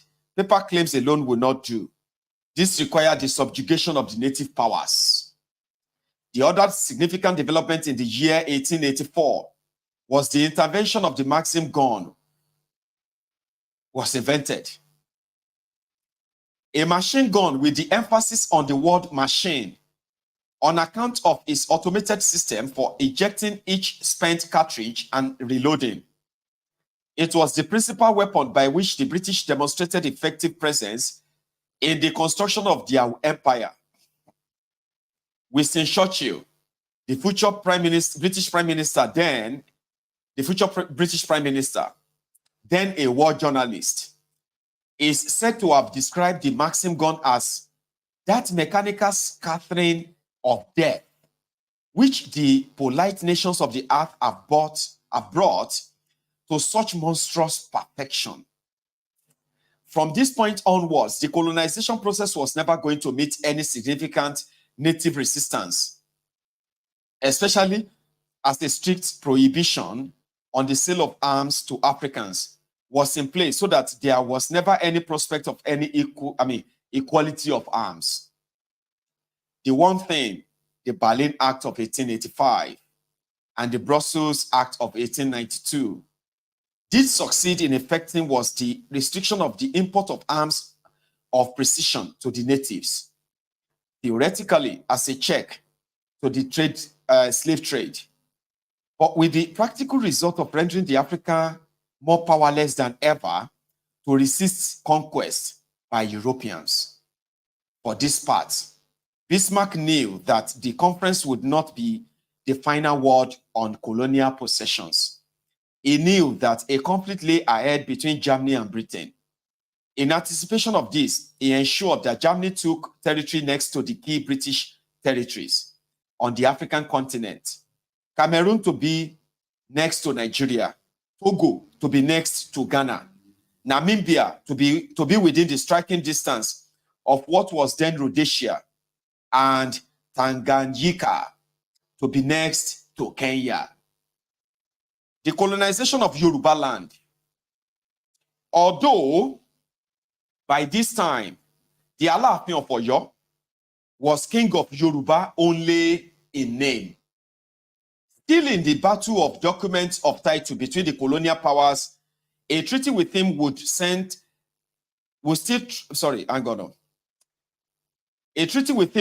trump anything rival or claimant might obtain. On 23rd May 1888, Governor Moloney sent the Alaafin of Oyo an offer to help him reassemble the broken pieces of his empire. So, in part, Moloney wrote Alaafin and said, as you know, and every Yoruba knows, people to the west and to the north are not Yoruba. They differ in feelings and object from Yorubas. You would have doubtless learned I always aim at making all Yoruba-speaking people one in art, as they are in tongue. Towards such unity, I attach much importance to a definite and permanent understanding between these Yoruba-speaking people and this colony, which is mainly inhabited by Yorubas. And where should I look first for sympathy and support but to Adeyemi, the Alaafin of Oyo, the titular king of all Yorubas? Between you and the governor of the Queen's Colony of Lagos, there should be ever friendship, goodwill, which no foreign interference should allow to influence or disturb. Then they toast Alaafin Adeyemi. Yoruba land was comprised traditionally as regards its corners a few years ago of Yoruba proper, Egba, Ketu, and Ijebu. Where is Ketu now? And from what direction was it destroyed? Without the entertainment of least desire to meddle with the government of such kingdoms as Yoruba, Egba, or Ijebu, and with the assurance that not one yard of land is coveted by me, in feeling and sympathy for Yoruba Union, I desire that that Lagos take the place of Ketu as the fourth corner. If the accompanying document be agreeable to you and embodies your wishes, sign it and return it to me. Alaafin Adeyemi signed the treaty under which he promised that no cession of territory and no other treaty or agreement shall be made by me, other than the one I have now made without the full understanding and consent of the governor for the time being of the said colony of Lagos. Alaafin of Oyo, who have lost all his kingdoms, who was only bearing Alaafin of Oyo just by name. He had no kingdom left. Took the offer of the British governor in Lagos colony, British colony of Lagos, to help him reunite the Yoruba, with the promise that they won't take a piece of land of Yoruba land from them. But it was double speak. It was a lie. Okay? So the governor of the British colony in Lagos, decided to move on after receiving the signed treaty from Alaafin. In return, the government of Lagos, on the 23rd of July, 1888, pledged to him a yearly dash of 200 bags of cowries, conditional upon satisfactory observance of all terms. On 23rd July 1888, less than a year later, On 10th of August 1889, the British and the French signed the Treaty of Paris, dividing the people of French Yoruba land in Republic of Benin and Togo from their relations in British Yoruba land in what will become Southwest Nigeria. The southernmost tip of the boundary between the Yoruba-speaking people is at the former slave port of the Badagry. The treaty with the Alaafin was ratified on the 16th of June, 1890. But in the broken kingdom, it meant little without the reassurance of separate treaties with the major tribes. And so the governor of Lagos proceeded to obtain these separate treaties from the Egba, from the Ijebus, the Ibadans, and the others. Governor Carter left Lagos on the 3rd January 1893 for his tour. He was accompanied by a posse of Hausa soldiers with Captain Bower, one of the officers who came out for the Ijebu War. The Maxim gun was an evidence throughout the whole day. The colonization of Niger Delta. I see I've like about, let's check, what time is it? Now we are already over that 3, so I've got just 1 hour before. It's actually still sort of a long read. So including the colonization of the caliphate and all that. So that is where we are going to draw the curtains on the reading this afternoon, okay? So we will continue from the colonization of Niger Delta, all right? And then on, we take it on from there. The colonization of Niger Delta. Let's see if that camera can scan it through for us. Right, can scan it through for us. So we will do that of the colonization of Niger Delta, the colonization of this and that, how they all played out and how they happened, and we will do that some other time. So I'm taking a break now. Initially, we were supposed to take calls. Calls should be reactions, and I would really love the reactions to probably be more on the on the book and all that, okay? And not mostly something that is unrelated, right? So what I'm going to do now is that I am going to keep the line open. If you have any question, if you have what you want to add or say to this as well, you are most welcome. But let's go for a short break. Don't go anywhere yet.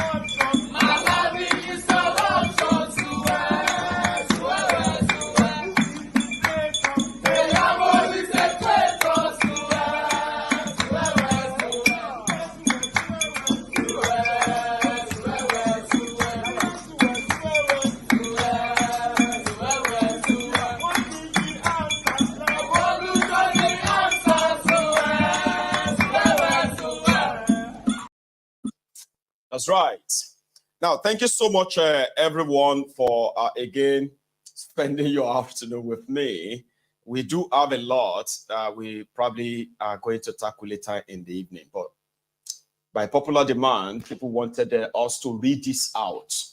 Okay, read it out and let people know where they come from. No matter what the postal identity they are putting up every now and then. This does help, okay? It guides you, it gives you the better clarity. You begin to feel like, oh, so we were actually like a independent people before they brought this war of slavery, of colonization and the rest of that. And then they turn around to kind of say it again that, oh, they are the ones who are trying to save us. They are trying to save us from ourselves. It's like catching a fish from the water. And they say, why did you have to catch that fish? I mean, what are you trying to do with the fish? And then you say, oh, I'm trying to like rescue the fish from drowning. Here you guys say you are rescuing the fish from drowning. That's why you are removing it from the water.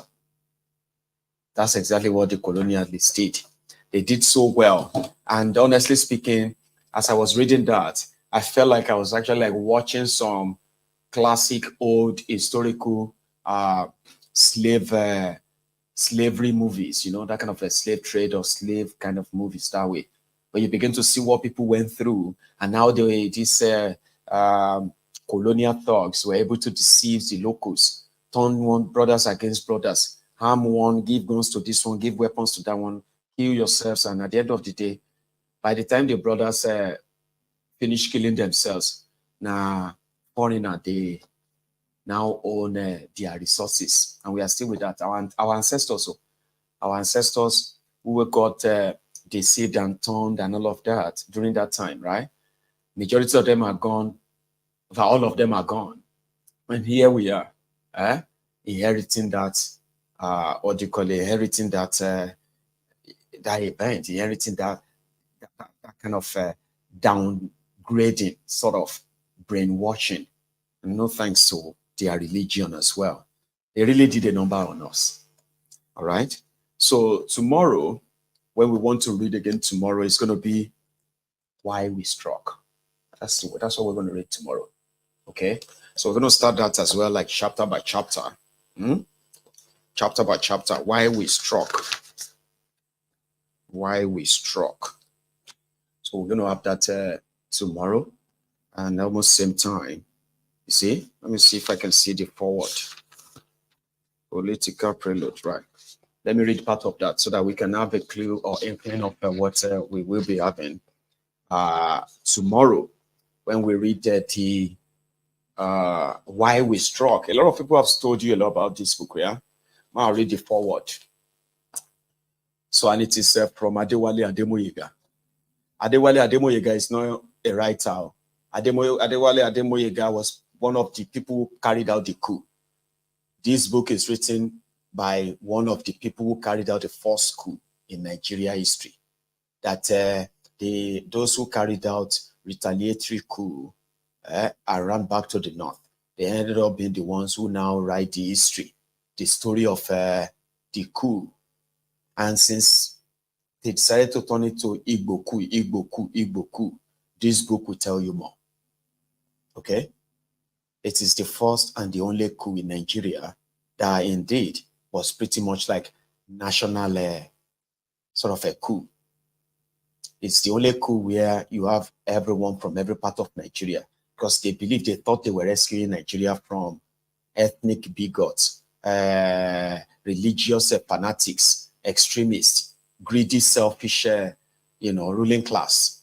They thought they wanted to save me and you so that we won't exist in a country that is xenophobic like that of Nigeria now, right? A country that is so divided and poor as well, right? People are like, they can't wait to kill themselves. So those guys who planned the coup, they thought they wanted to save me and you coming into this world to be part of this mess. But they failed. And their failure wasn't the entire thing they are trying to correct. So this is the book. I'll read the forward. At last, the missing link in our contemporary history is being supplied by Adewale Ademoyega, a former major in the combat arm of the Nigerian army. He is one of the historical trio who planned and executed the first Nigerian coup d'etat of January 15, 1966. Hitherto, we had been treated to half-truths and sometimes imaginary stories by those who claim to know the real motives behind the said coup. That Ademoyega is alive and able to place his account on record can only be attributed to the guiding hands of Providence. Else, posterity would have lost for all time this vital link. If we agree with S.E. Feiner, the author of Man on Horseback, that the regimes where the military are the decisive political factors form a distinct class, which we may call the empirical autocracies and oligarchies. And since Ademoyega enlisted into the officer corps of the Nigerian army as a revolutionary, with principles affixed in his mind to correct the social ills of Nigeria, then one can only commend him for being faithful to those principles to the end. However, had Major Nzeogu and other revolutionaries a valid case for bringing a violent change to the political scene of Nigeria as at the morning of January 15, 1966? Was the empirical autocracy or oligarchy which they set out to obliterate actually in existence? And if so, is it still in existence today? Would there have been a drastic change for better in the course of Nigerian history if the revolutionaries had succeeded ideologically, even partially? Right. Have their heirs, that is, the military and the Second Republic, learned anything? Is Nigerian history not repeating itself exactly in the 80s as in the 60s? The answer to this and numerous other questions that should arise as a result of writing this book would have a strong interplay with or without the usual apologies to our reading public, but particularly the armed forces officers and men.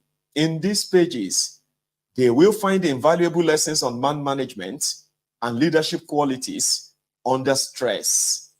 July 1981, Major General Emmanuel O. Abisoye, that's the person who gave the foreword to the book.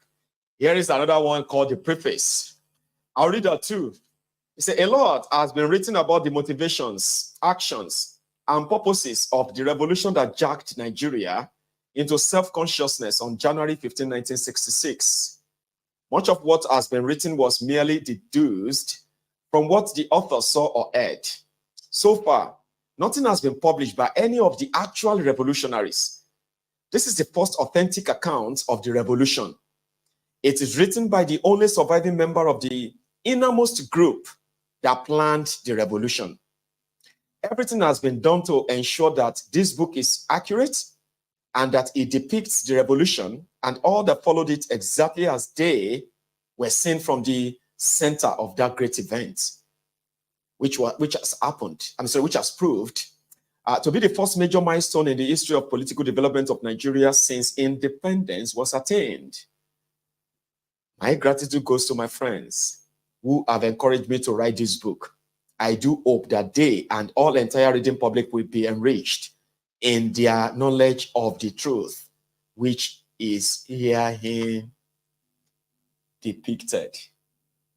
So we will do that tomorrow. I'm going to start from chapter 1, the political prelude.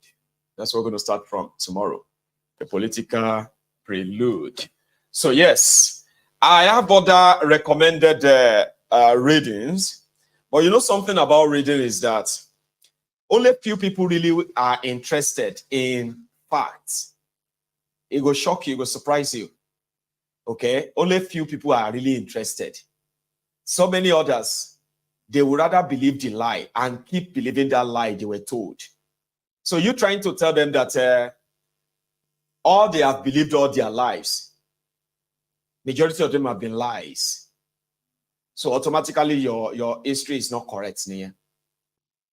So that's why I do not always expect a lot of people to join me when I am reading like this. Because majority of them would rather just stay away or prefer where the fictitious assumptions and innuendos have become what they call the history. And that has sort of validated their own different prejudices or biases against themselves. So it works well that way. Why change it? So that is why when I am reading like this, I always know that I do not expect a lot of people. It has always been like that. But to those of you who took your time to really sit back and listen, you know, I want to say thank you to you. And I know a lot of you are saying thank you to me too. So it's, you know, it's mutually, what do you call it? It's mutual now, right? Anyway, I was going to take a call, but it seems that the idea now is we can leave it, okay? And we can all probably have a chat around that later this evening. So I'll take, I'll go for my, I'm gonna, okay, somebody said I should take maybe one or two. Okay, let's have this. I'll take that. Hello there. Hello, oh, can you hear me? Hello, yeah, Maiyegun. Hello, sir. How are you? Maiyegun General, How are you? My own call, you always pick it once in blue moon. Yeah, you know that we believe that there's so many of us here. I know you are very busy. It's like a battle. Yes, it's a battle. But the best time to actually be able to call in, right? That is possible, right? It's this afternoon. I think I've also noticed that. Wow. You know, afternoon, you don't get to see a lot of people. A lot of people. Right? Most of the time. Yeah, Baba. Go on, go on. Crowd room and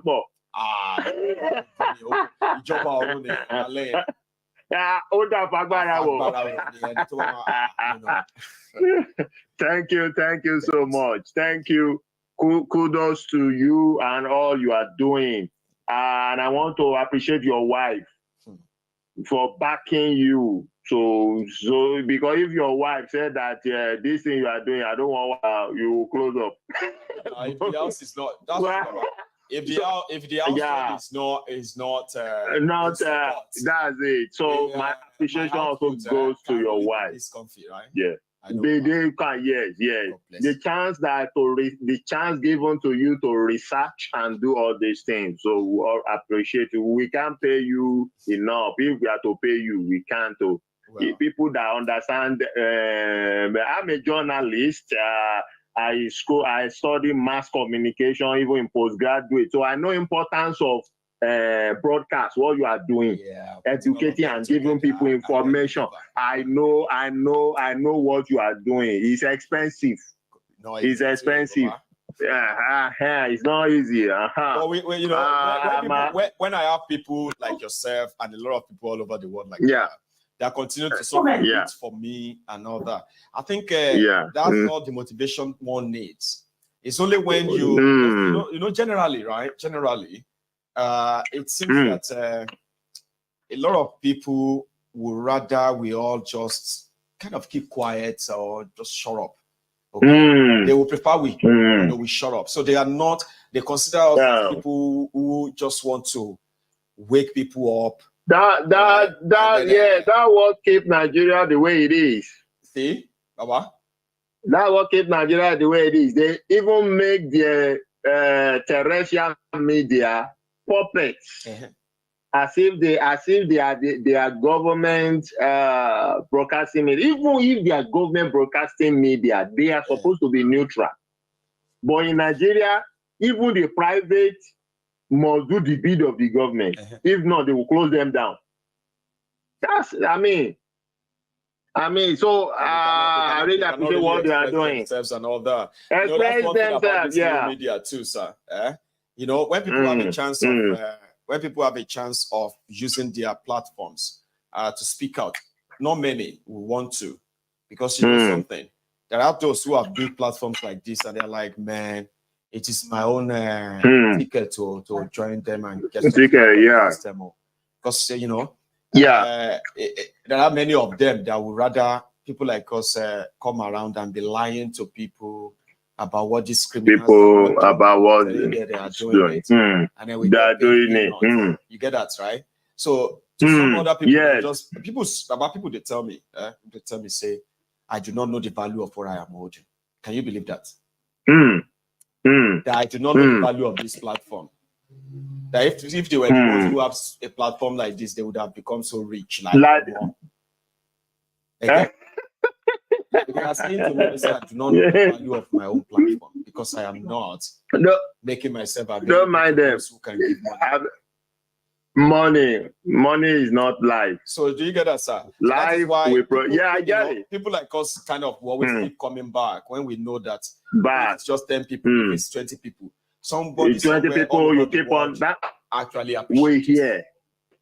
Yes. That is what they call vision. Every company have what they call a mission statement. That's right. Has a mission statement. Even though if you did not earn a kobo on that same business, that mission statement keep the door of that business open. That's right. Keep it open. So I want to appreciate you. Thank you very much. Last year, we were in Benin Republic. Right. It was Baba Kitoye give you are one of the people Baba Kitoye give honorary award, Officer of the Order of Yoruba Land. But I never really you heard about it. Now I've told Koiki. I don't know, but maybe it's me. Okay, yeah. You know something? Somebody reached out to me. In fairness, somebody reached out to me.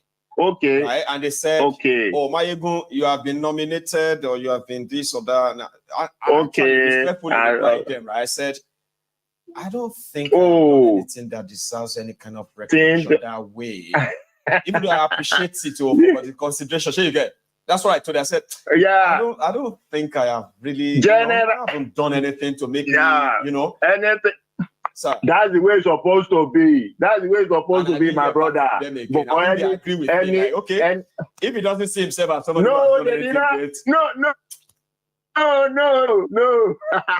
I remember replying the message like that, and I never hear back from them again. Or they said something like, that's something. I told them that no. Because I was there. I was in Benin. Okay. I was in Benin. They mentioned your name, and I saw your frame of award and your medal, your gold medal.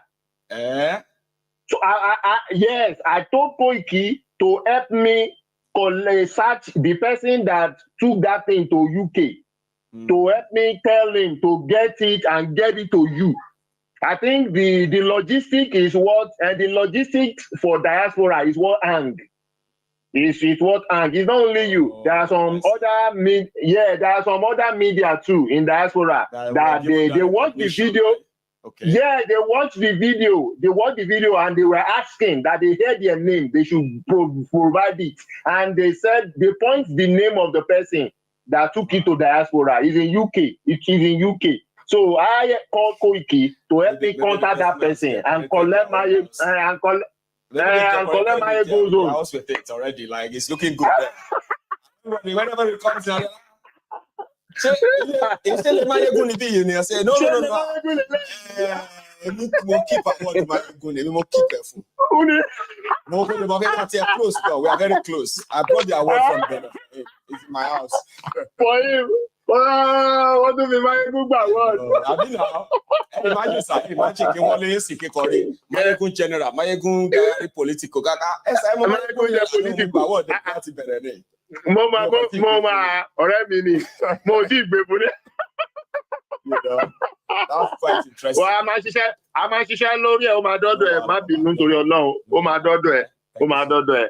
Yeah, well done, gidi gan. God bless. Oshe story, I will make sure the one that is left to be read. I will make sure I'm online to hear it so that I know. àwọn òyìnbó yẹn wọ́n ṣiṣẹ́ gidi lórí Áfíríkà. Boy, ṣe pẹ̀lú àwọn ancestors wa. Àwa náà láti ṣiṣẹ́ lórí wọn. Our ancestors no get, they no stand any chance with the plan wey these people plan for them. With all plan for them before they came. Sending explorers, sending travelers, sending this, writing letters, learning Yoruba, learning Hausa. All these things they have been doing them before they came at all. So when they finally came, our ancestors, they don't stand any chance. So some of us will blame our ancestors, say why did they not fight why did they not fight this or that? Understand that our ancestors don't get chance. They don't stand any chance. Yes. It was just all so we can study this. We can study this. Yes. And we don't need to work with our political elite. No. We can study this and find a set to work on them also. Yes. We not learn their language. Yes. We learn English. We speak French. We can work on them. Mm-hmm. We can work on them and bring them back. Yes. Africa. I US. About four states in the US. Kí odidi state ìdè mẹ́ta ní US kan declare independence kan náà fẹ́ gba independence wọ́n máa ya wèrè ní wípé kí ló ṣẹlẹ̀ ká ní Yorùbá ló ní Texas. Àṣọ bẹ́ẹ̀ àti Ẹ̀gbá ló ní California. Ẹ̀gbá ló ní California wọ́n máa fa Africa lẹ̀ immediately wọ́n máa fojú tó lé wọn first. Thank you very much. You enjoy your thank you. Okay. Thanks. Yes. Nice one, Papa. Now that's a good one, though. That's actually like a really good laugh, okay? Where you are like, why can't we all like go somewhere and just take the whole place up and then say, leave Africa? You leave Africa, then we'll leave this place too. But it's just that the world has advanced beyond that. And we'll finish a lot of us before we even, what do you call it? Before we even, advance, so to say. Anyway, again, there's so many beautiful things about reading back on our, histories that people have, penned down. They are really, really good. They are there to help you have what I believe is clarity. You see, the confusion about who you are or who we are, they are all man-made. And it's been like that for like over 100 years. But it can actually be stopped. You don't understand, like, if something is going like it's a cycle, all of us are going through the cycle. Everybody from generation to generation, they are positioning us, conditioning us that way, right? And then somebody is going to break the cycle. And there's going to be a generation, okay, that is never going to be like their ancestors. We could be that generation. I mean, I want to be a generation that actually makes a mark. Hello there. No, fire. Hello.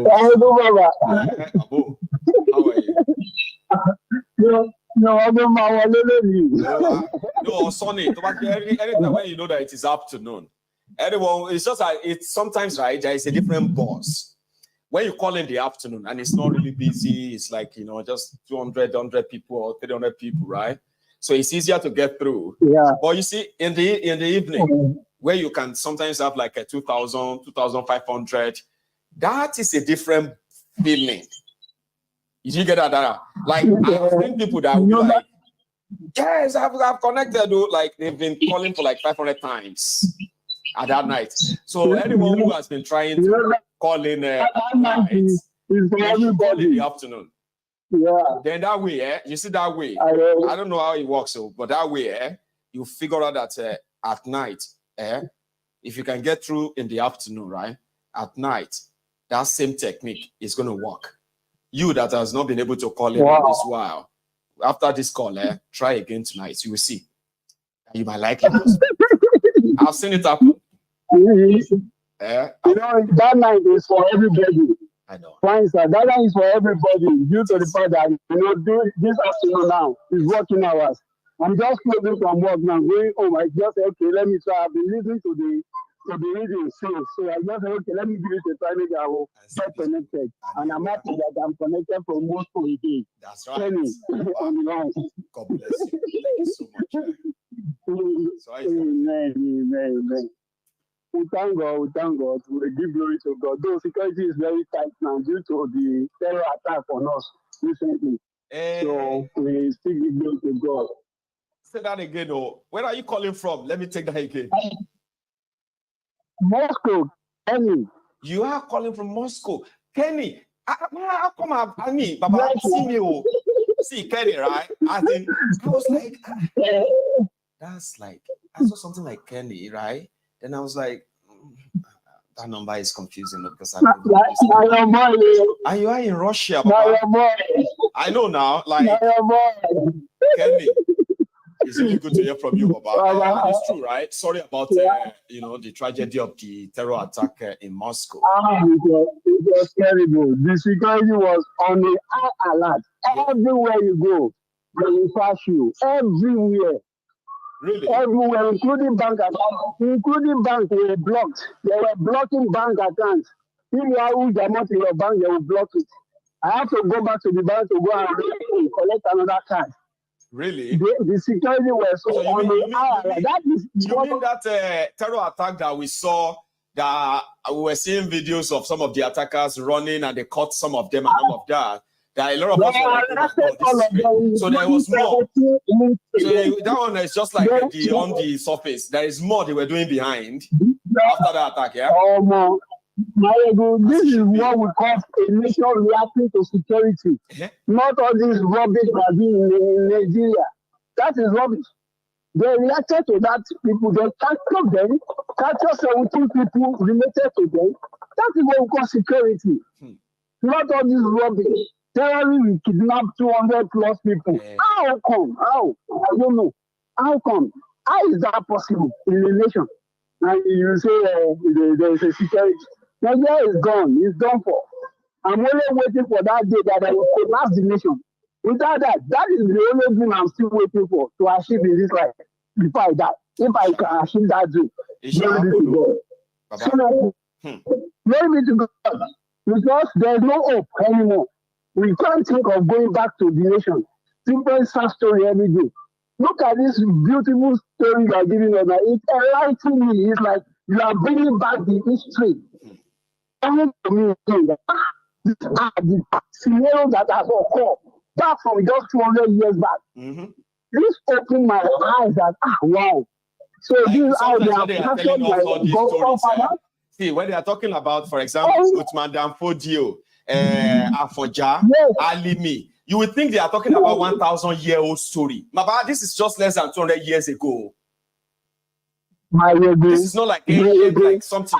Our lives got altered 200 years ago. 200 years ago was when our lives, our people got altered. From the Hausa land to Yoruba land, to Igbo land, to all lands across the place called Nigeria today. 200 years ago, we had our lives. So. Kenny. And so Paul will not tell that we should not liberate our nation. When we are still in that slave trade till now everywhere. I still thank God. See, okay, look at the way you brought this story out now. It's enlightening me to know the deeds of these British colonies, how they have affected us to the generation. And some people will still be blaming Russia. They will be blaming Russia. I don't understand. That is my perception. I don't know why some people will still be blaming their fingers at Russia is somebody who is listening to America and the West anyway. You can't come. Any African can't stand up and just simply point fingers at Russia when they know. Let's be real now. Apart from our fear that they are appealing to, what would we say Russia contributed to our situation in wherever we are from in Africa today? Almost zero. Nothing. The last time I called you, when see a black man speaking English, can tell you should be careful of Russia. And like you see, Western people. Yes, thank God. God will bless you for your retentive memory, sir. I went to the comment section. I read that statement. It's like you will never understand. If not for Russia these days, I don't think the Africa will be waking up. Some of these people are hearing from Africa, where they are liberating themselves from British, from France. This is they only remain an imagination of everybody. Like, oh, we wish they. But yeah, Russia plus Russia. Maiyegun, I wish you can come to Russia. I'm not. It's not that I'm. Someday, but that will be the time that I know. I'll probably not anymore. You know where they will be like monitoring you. Yes. They want you to. Maiyegun, We'll come to Today, Russia. the largest metropolitan in the whole world is in Russia. When you come to Russia metro, you will be as if you are in a museum. Baba, there was a day. Now I'll tell you this one. Thank God you said it. You are living there, okay, Baba? See, the Americans, right? They are among the people that have been so misled and misinformed by their government. Not all of them, because Americans are smart too, right? But I'm talking about Americans were raised to see Russia as not as a rival, but Russia, that they see Russia as Russia is coming to come and take over America. I don't know how that works with some of the majority of Americans, all right? But here is what I want to put out. Some Americans now, thanks to the internet, some of them who have been to Russia, right? So they were now comparing the modern infrastructures in Russia compared to America. Modern infrastructures in China compared to America. Like, all this metro train, subway, all these things, right? Where they are well developed and they are like America is far away from it. They started attacking their Joe Biden and said, stop giving money to Ukraine, spend the money here. America has one of the most obsolete, infrastructure to some extent too. But some Americans will likely disagree. Russia. Go on, Jare Baba Kenny.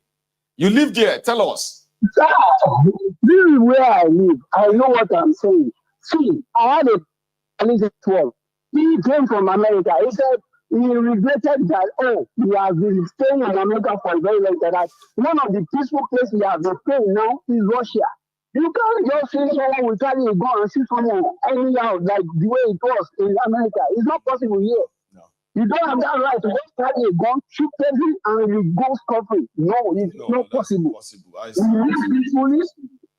No, we live peacefully here. Though I know the security is on our high alert every day because we are very careful. We don't want them to come and invade our nation anymore. Sorry to be using our nation because I have been thinking I'm in Russia now. See, you are in Russia. That place, you know something about, there's something about that Russia we say is part of the myth, right? That it's so cold. It's so cold that if you see a black man there, you need to be very sure he's a black man. Like, how would they? And, in Russia, like,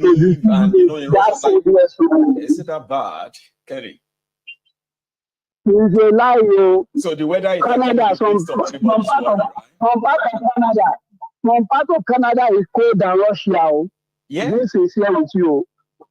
Yes, some part of Canada is cold than some. You know, there are some places in Russia that is very extremely cold. No dispute about that. But where I live, Moscow, where I live, the highest I have witnessed since I came to Moscow since 2018 is 29.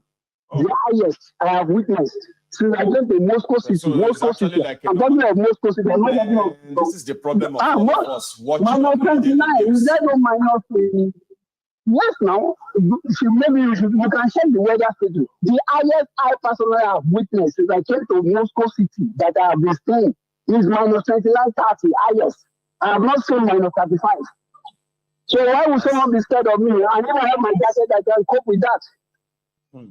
And those periods, those minus 30 is not more than 1 week to 1 or 2 weeks. Since I have been in Russia. So why are they Russian propaganda of this? I don't think that one will be freaking anymore. No, some people will still complain because this is not our weather. This is not where we are born. Some people will still complain. That is natural. Even me, when I was in Nigeria, I still complain of the heat. I work in Abuja. When I was working in Abuja, I'm always scared of that heat in Abuja. I get that. This is here now. I think sometimes people just have to exaggerate so that you can see. They wanted you to see how unique or how lucky you are to live there, or how lucky you are. I mean, how lucky you are to live there, or something like that. You know, everybody has some preference. The only reason I left Dubai to come to Russia is because of the heat. I don't like it at all. I don't like it at all. The first day I stepped out from the airport in Dubai, I ran back. I said, Jesus, This is empire or what? I know. That kind of they just flash it at you like that. Oh yeah, what is it now? You know, not I couldn't stay too long. I went back. I couldn't stay too long. So whether or no whether, the most important thing is that wherever you can sustain your life is very, very important to us now. That is the most important thing. Sustenance of life. And like you said, look at the story you were reading. Okay, I listened to this guy, Palmerston. He said people are running away to escape Nigeria. Is that not the truth? If you can see a way to escape Nigeria, it's like God will continue to bless you for this open life, this truth that you have been exploring to us. Because I know that one day we shall be free from the slavery, mental slavery of this colonialism and this our counterpart politicians in Nigeria. That is the only hope I am still hoping for. Liberation of our people. Liberation of our people. If it will come to pass one day, I will be so grateful. Let me go back. I just came back for a while. Just say, let me talk to you. This you did well, Baba. It's really good to hear from you. Thank you so much. God bless you, Maiyegun. And you too. God bless you and your family. In Moscow? This is to 7. Really? To 7 in the evening? To 7, yeah. Yeah, so that means when I go live at 8, it will be like around 10 p.m. 10 o'clock, yeah. Sometimes those periods that you go live around 11, I'll be awake around 1 o'clock to call you. And I will still be going to work around 5 o'clock. Yes,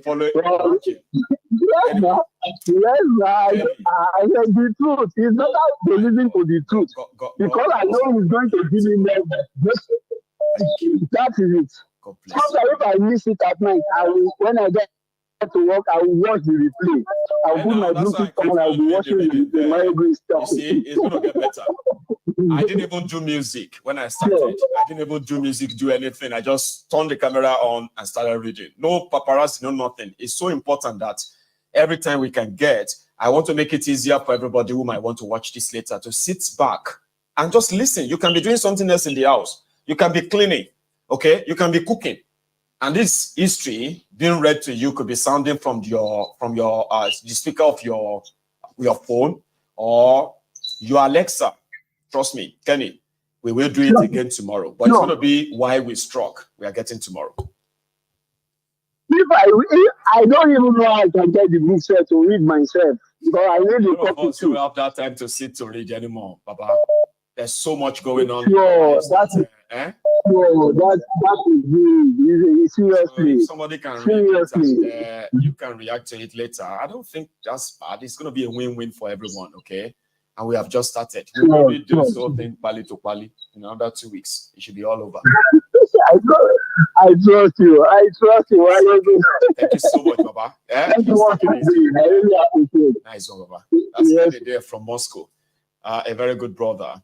So I'm going to go get myself ready for later in the evening because you know that they said they found 30 billion. They found 30 billion or they have collected 30 billion naira from better education, edu robbery, edu forgery. I'm beginning here. Anyway, I've got a few gist for us later tonight, okay? So I'm going to go continue to gather the materials. Thanks so much for joining me for this one. I will see you some other time. Good afternoon.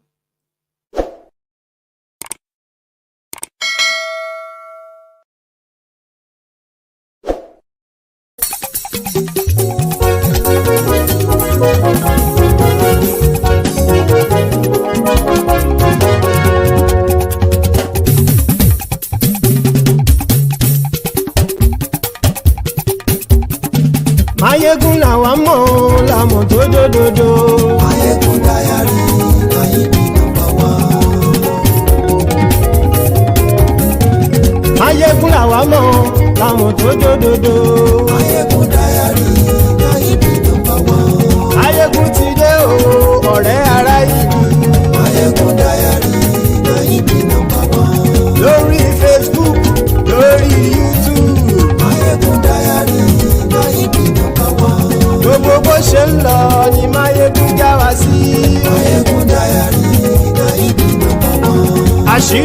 ọ̀jẹ̀lú kì í bò níbẹ̀ o. Maiyegun Diary, Nayibi #1. bó bá ṣe eré àní Maiyegun máa wí. Maiyegun Diary, Nayibi #1. ó sì tún ṣe eré wàá gbọ́ níbẹ̀ o. Maiyegun Diary, Nayibi #1. Maiyegun Diary, diary political. Maiyegun Diary, Nayibi #1. Godfatherism kò sí lọ́rọ̀ Maiyegun. Maiyegun Diary, Nayibi #1. ẹ farabalẹ̀ sẹ́ o kẹgbọ́rọ̀ lẹ́nu o. Maiyegun Diary, Nayibi #1. àní Maiyegun làwa mọ̀ tó dódòdó. Maiyegun Diary, Nayibi #1.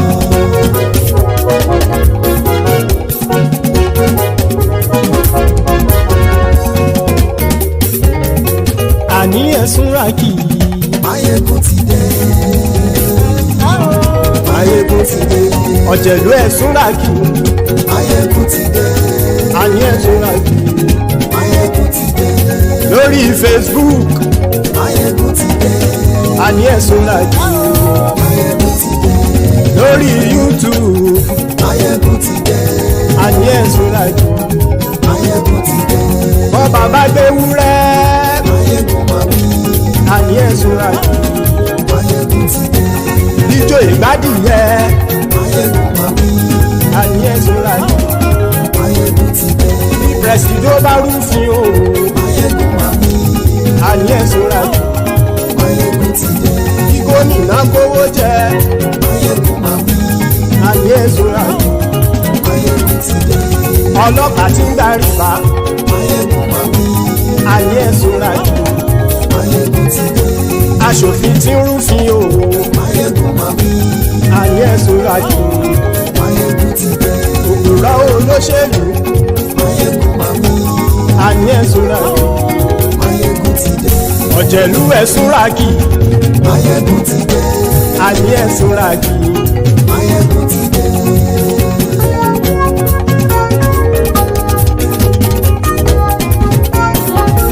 Maiyegun ti dé. gbogbo ọ̀jẹ̀lú ẹ̀sùn ràkì. Maiyegun ti dé. gbogbo ọ̀jẹ̀lú ẹ̀sùn ràkì. ṣùgbọ́n ní bá ti ṣe èyí tó yẹ kí wọ́n ṣe ọmọ bá dèrò ní fi wọ́n níran o. Maiyegun ti dé. Gbogbo ọ̀jẹ̀lú ẹ̀sùn ràkì. Maiyegun ti dé. Gbogbo ọ̀jẹ̀lú ẹ̀sùn ràkì. ṣùgbọ́n ní bá ti ṣe yìí tó yẹ kí wọ́n ṣe ọmọ bá dẹ́rọ̀ òní fi wọ́n níran. wọ́n fowó bẹ́ẹ̀ o Maiyegun ó sọ pé wọ́n ò fẹ́ bẹ́ẹ̀. wọ́n fowó bẹ́ẹ̀ Maiyegun ó sọ pé wọ́n ò fẹ́ bẹ́ẹ̀. oníkanṣá ti ṣe èyí tó yẹ kí wọ́n ṣe fáwọn ará ìlú tó gbé wọn débẹ̀ o. Maiyegun ti dé gbogbo ọ̀jẹ̀lú ẹ̀sùn ràkì. Maiyegun ti dé gbogbo ọ̀jẹ̀lú ẹ̀sùn ràkì. ṣùgbọ́n ní bá ti ṣe yìí tó yẹ kí wọ́n ṣe ọmọ bá dẹ́rọ̀ òní fi wọ́n níran. kì máa yí ṣe eré ọ̀rọ̀ yìí kì í ṣe ẹ̀fẹ̀. kì máa yí ṣe eré ọ̀rọ̀ yìí kì í ṣe ẹ̀fẹ̀. ẹni bá ti lè lẹ́bọ̀ lẹ́rù o ọmọ bá dèrò kàṣàyè tú wọn síta. Maiyegun ti dé gbogbo ọ̀jẹ̀lú ẹ̀sùn ràkì. Maiyegun ti dé gbogbo ọ̀jẹ̀lú ẹ̀sùn ràkì. ṣùgbọ́n ní bá ti ṣe yìí tó yẹ kí wọ́n ṣe ọmọ bá dẹ́rọ̀ òní fi wọ́n níran. tẹnitẹni ọmọ Maiyegun ọ̀rẹ́ ara ìlú mọ̀mọ́ ni mo fọlọ́hún ṣọ́ ẹ̀ bá kìlẹ́bù. lóòótọ́ olódodo ìlú ọ̀tá ìlú mọ̀mọ́ ni ìwọ ṣá máa ń ṣọ́ra kò sì mọ́ bẹ̀rù. bọ́tà ń lè rí bóníṣègùn lé káwọn mọ̀mọ́ fi ṣera wọn ni ó ti dẹrùn tí wọn ò gbọ́dọ̀ sì mọ́ bẹ̀. èèpo ọ̀gọ̀ lọmọ bá dérò tàjẹ́ ò gbọ́dọ̀ jẹ́ ó ti jọba lórí abínú ẹni kò sì mọ́ bùyà. àìsíwọ́lu ní ẹnìkẹ́ ìgbódì ẹyin lábàrá ó kó ẹni tó bá dán wò á kàmù. Maiyegun ti dé gbogbo ọ̀jẹ̀lú ẹ̀ túnra kì. Maiyegun ti dé gbogbo ọ̀jẹ̀lú ẹ̀ túnra kì o. Ẹ̀yin bá ti ṣe yìí tó yẹ kí wọ́n ṣe ọmọ bá dèrò òní fi wọ́n níran o. Maiyegun ti dé gbogbo ọ̀jẹ̀lú ẹ̀ túnra kì. Maiyegun ti dé gbogbo ọ̀jẹ̀lú ẹ̀ túnra kì. Ṣùgbọ́n ní bá ti ṣe yìí tó yẹ kí wọ́n ṣe ọmọ bá dèrò òní fi wọ́n níran.